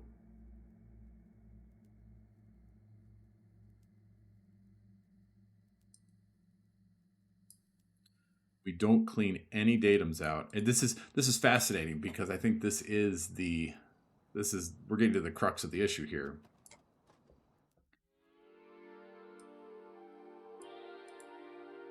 Which is we import these datums,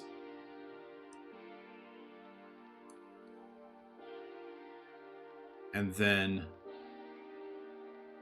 somehow we're not seeing the data. We're seeing like stale data. That might be in the bootstrap method, because we do create a snapshot as part of that.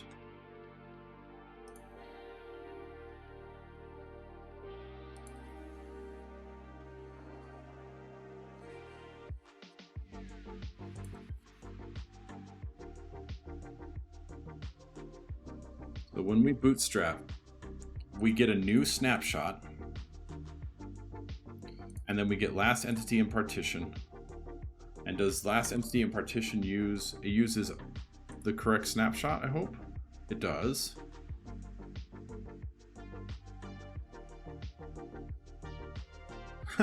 This is really baffling.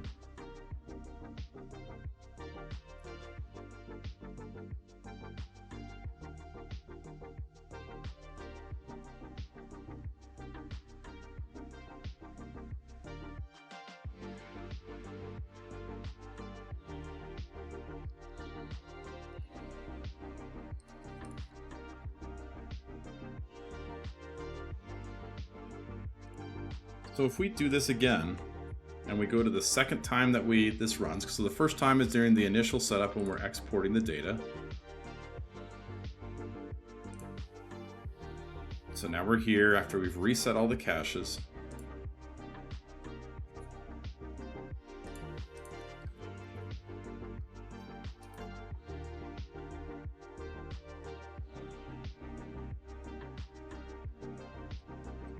This is the fun part about programming, folks. It's 50% banging your head against the wall until you realize that you missed something that you should have seen hours ago. Not that we're at that point yet. It would be nice, though.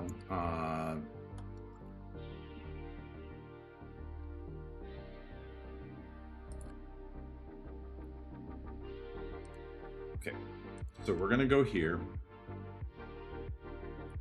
The first time we hit this is in partition 1.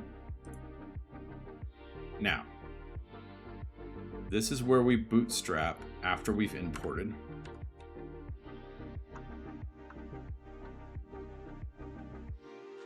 We get a descriptor just to make sure our descriptor is for this one partition that we are in. So this is what's really weird to me, is we are in partition 1, and we're going backwards from partition 1.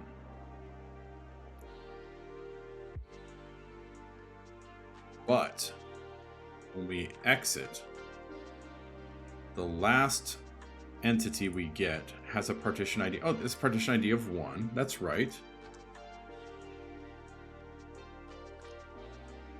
And the last entity value is this one.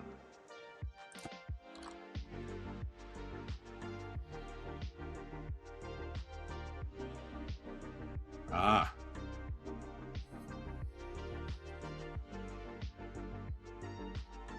What?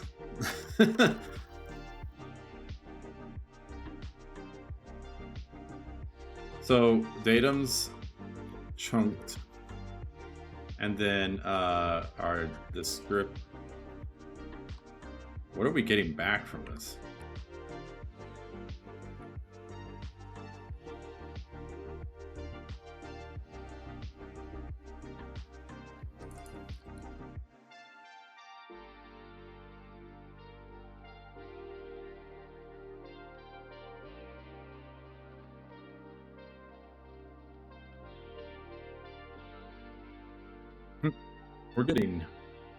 We're getting anything back in that.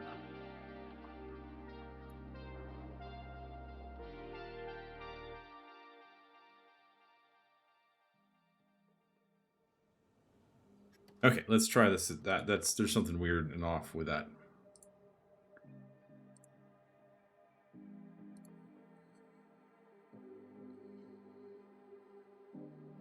So we have this is the first time we're through, so we can see we're in the constructor for the datum store.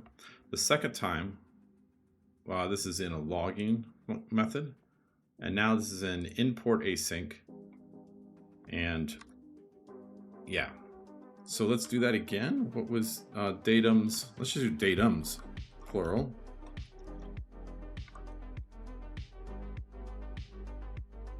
For everything in that range. Do array. Nothing. We're getting an empty segment back.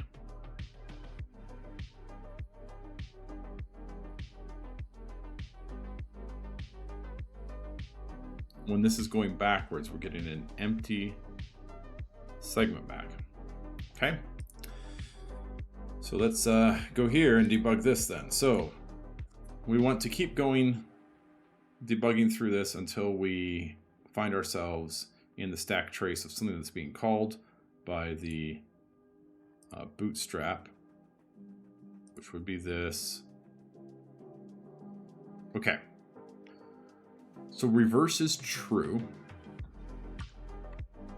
The index we get back is -114. So our start index is converted to 112.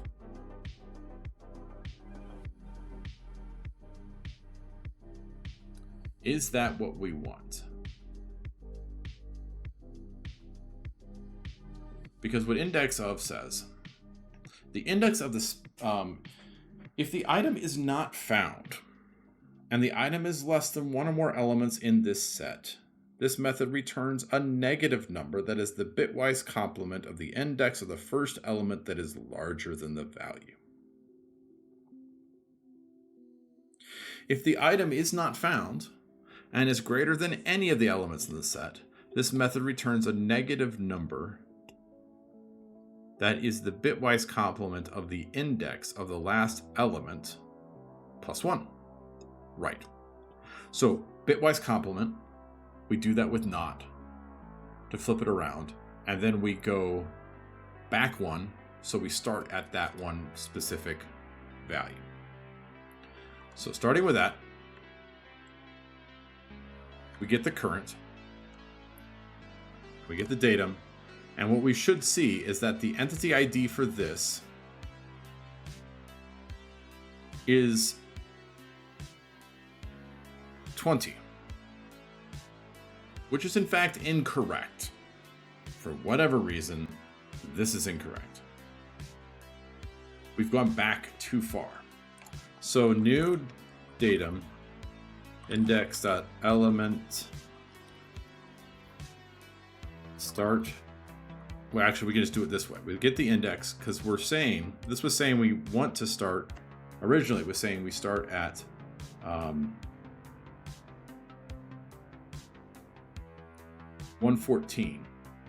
And then we did the complement of that and then back 1.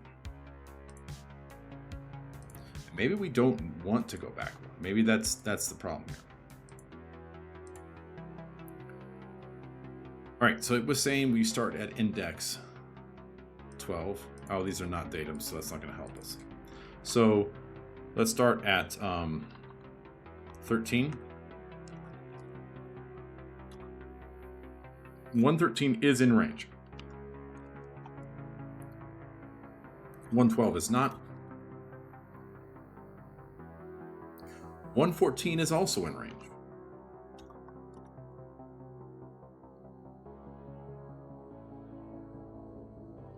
So is 115. And 116. And what was our initial index of value here? Let's do this again. I think the math we had might be wrong on this. I really thought it was a knot to switch that around, but let's see. So the number we get is 114. So the complement of index of is 113. So just this way, we would say start at 113, which is in range. So is 114. So is 115. I think the problem with this might be in our descriptor.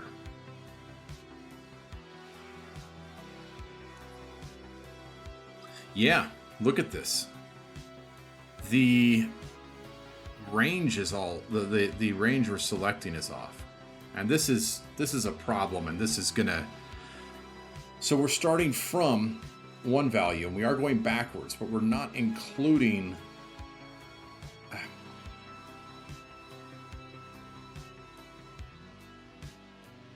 basically we're not the attribute that the A and T values have their start and stop values flipped, and that's definitely going to cause a problem. I don't know if that's causing the problem. But in this bootstrap, when we do last entity and partition and we create this descriptor, we in fact want to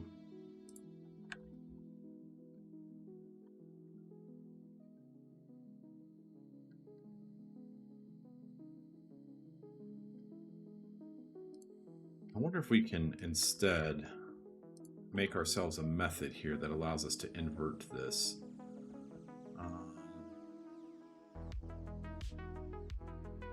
This is a read-only struct, but we can invert this. Public slice descriptor.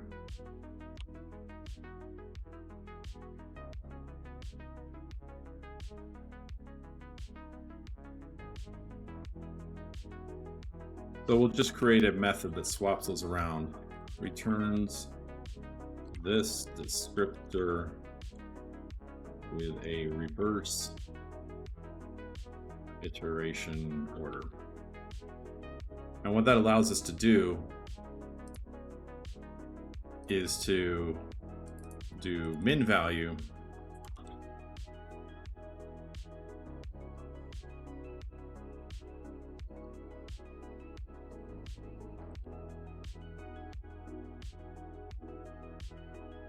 to max value. So now we can start at 0 and go to max value and then just invert this.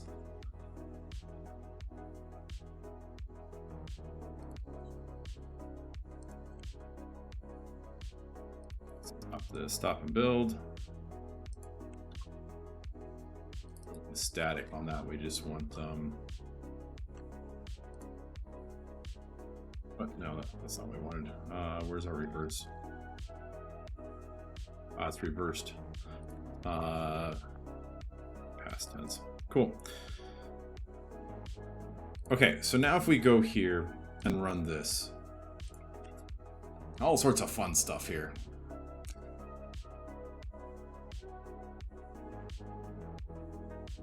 Okay, so this is the first time through. This is for partition 2. Now we're in the bootstrap, and let's look at our descriptor this time around. Everything is from greatest to lowest. And then we get index 114, which when we process, still ends up at 112, which is not what I wanted.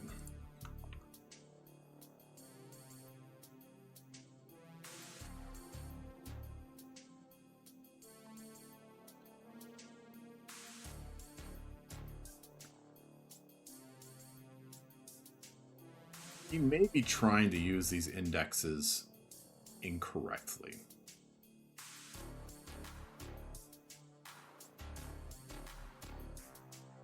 I think I may have to rework this to do a linear scan over these sorted sets, which really sucks.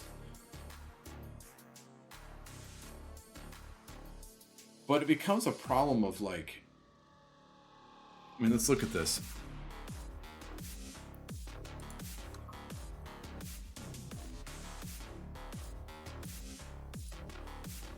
So it's saying to start at 112. 112 here is not correct. 113 as a start point would work.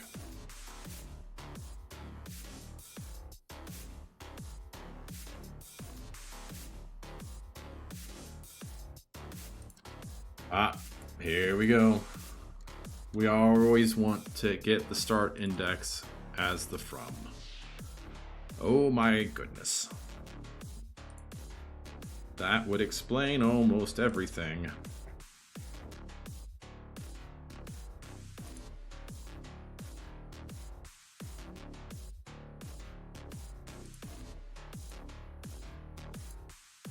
I mean, some of this code we've cleaned up. I'm happy that we cleaned it up, but now we're getting 117 back, which when we process it, we get a 115 back. 115 as a starting value works. 116 as a starting value is wrong, and 114 also works. So that is exactly what we wanted. Is 114 the value they give us is correct. Good. Now, if we pop back out of this to our bootstrap method, the last TX value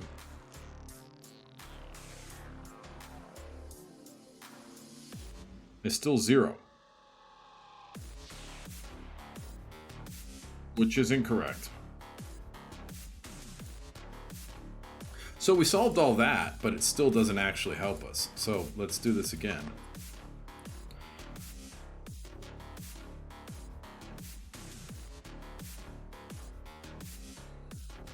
So the last partition ID, this is first time through, second time, and here we go. So last partition ID is 2.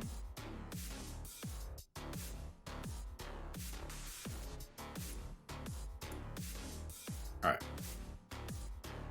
So the partition ID matches. And what is the value, last ent, that we get here?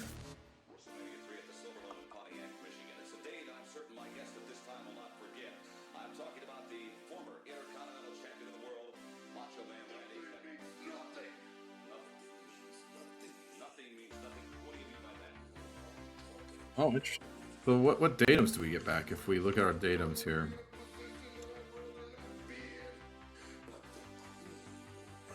Oh, this is after the...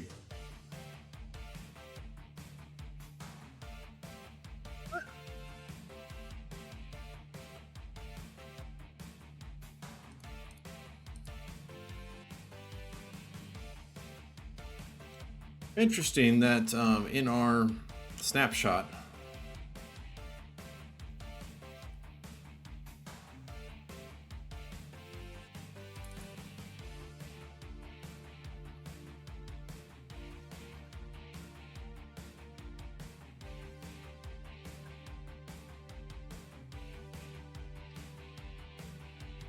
oh, I think our comparison, our range comparison is not, yeah. When we do this includes,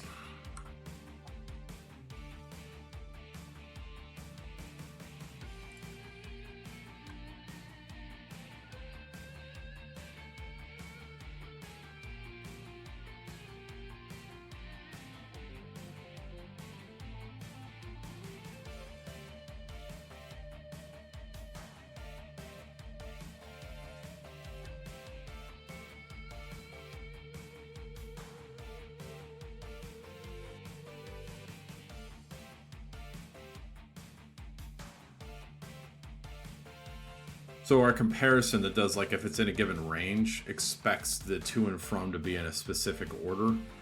And if those are inverted, this would be wrong. So we'll need to fix that real quick.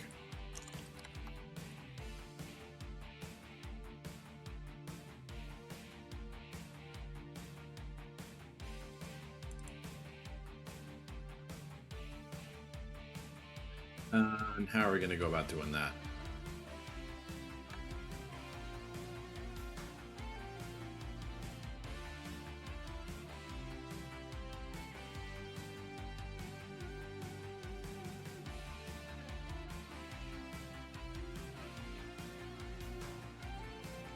Because one of the problems with this comparison is we need to invert the order in which we compare these.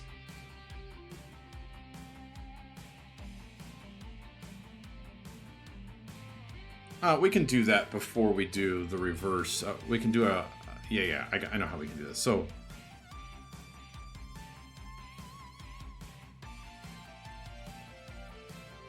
it'll be a little weird, but it'll work.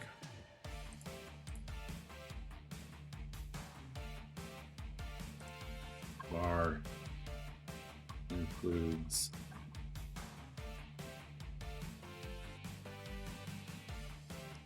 and then if we are reversing,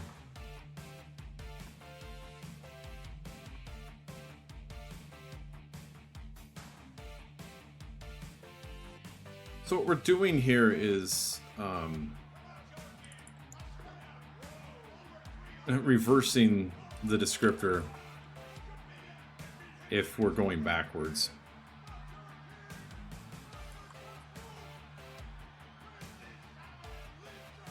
And again, it's kind of frustrating because, like, this code isn't amazing, but it really doesn't need to be. So this is the remap, and then this is during Bootstrap.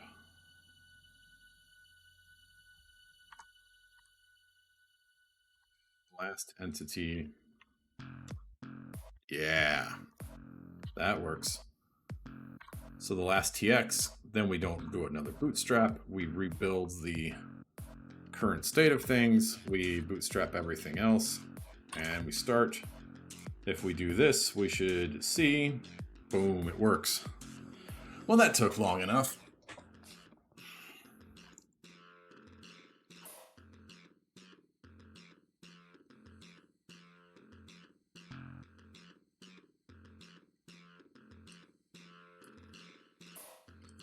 Our import routine, let's go and delete the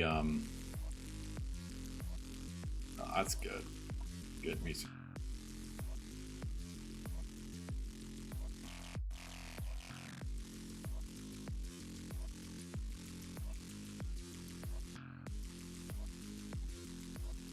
What I was thinking is that we are currently printing statistics about every chunk when we import it. Probably don't want to do that. And then in our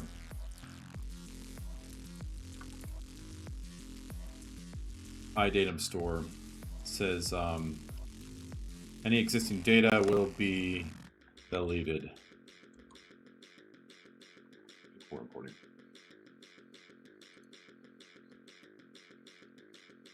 So we're going to do a new branch and call this. But the nice thing about this is we'll be able to export this data to various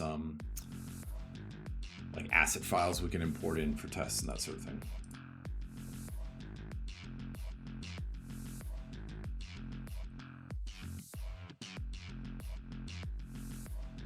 I think that's good.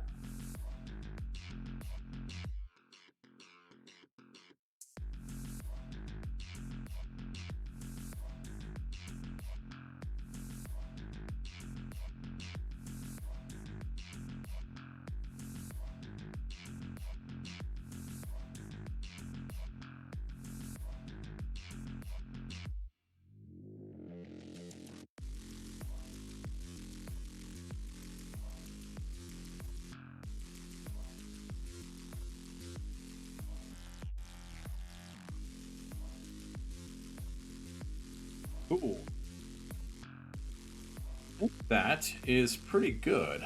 I may do some more work offline, some of this, but I think that's a good place to go for today. Yeah, debugged streams are never fun, but you know, that's the way it goes. Yeah, not sure if I'll stream tomorrow. We'll see. It's technically a day off at the Nexus, but I have some stuff I may be playing around with, and show off, or you know, do a little coding on some of the stuff that interests me. So anyway, I think like I said, we'll end there today. I don't know, 2.5 hours so far. That's not bad. I want to get a little more regular on the times. Still trying to figure out a schedule for that. And I'm feeling better now. I was feeling sick for a while. It's never fun. Streaming with a cold is not fun. Oh yeah, I'll check PRs that on Discord. One of the things I'm thinking of doing soon, just kind of for fun, is we have Baldur's Gate support now, and there's loose files as part of that. So there's we have loose files that are like DDS files and that sort of thing. So I thought about maybe on the weekend or something, putting my hand to making an image viewer, because we kind of have all the framework set up for stuff like that, which would be fun. So thanks everyone for stopping by. Great stream, and we'll do it again next week.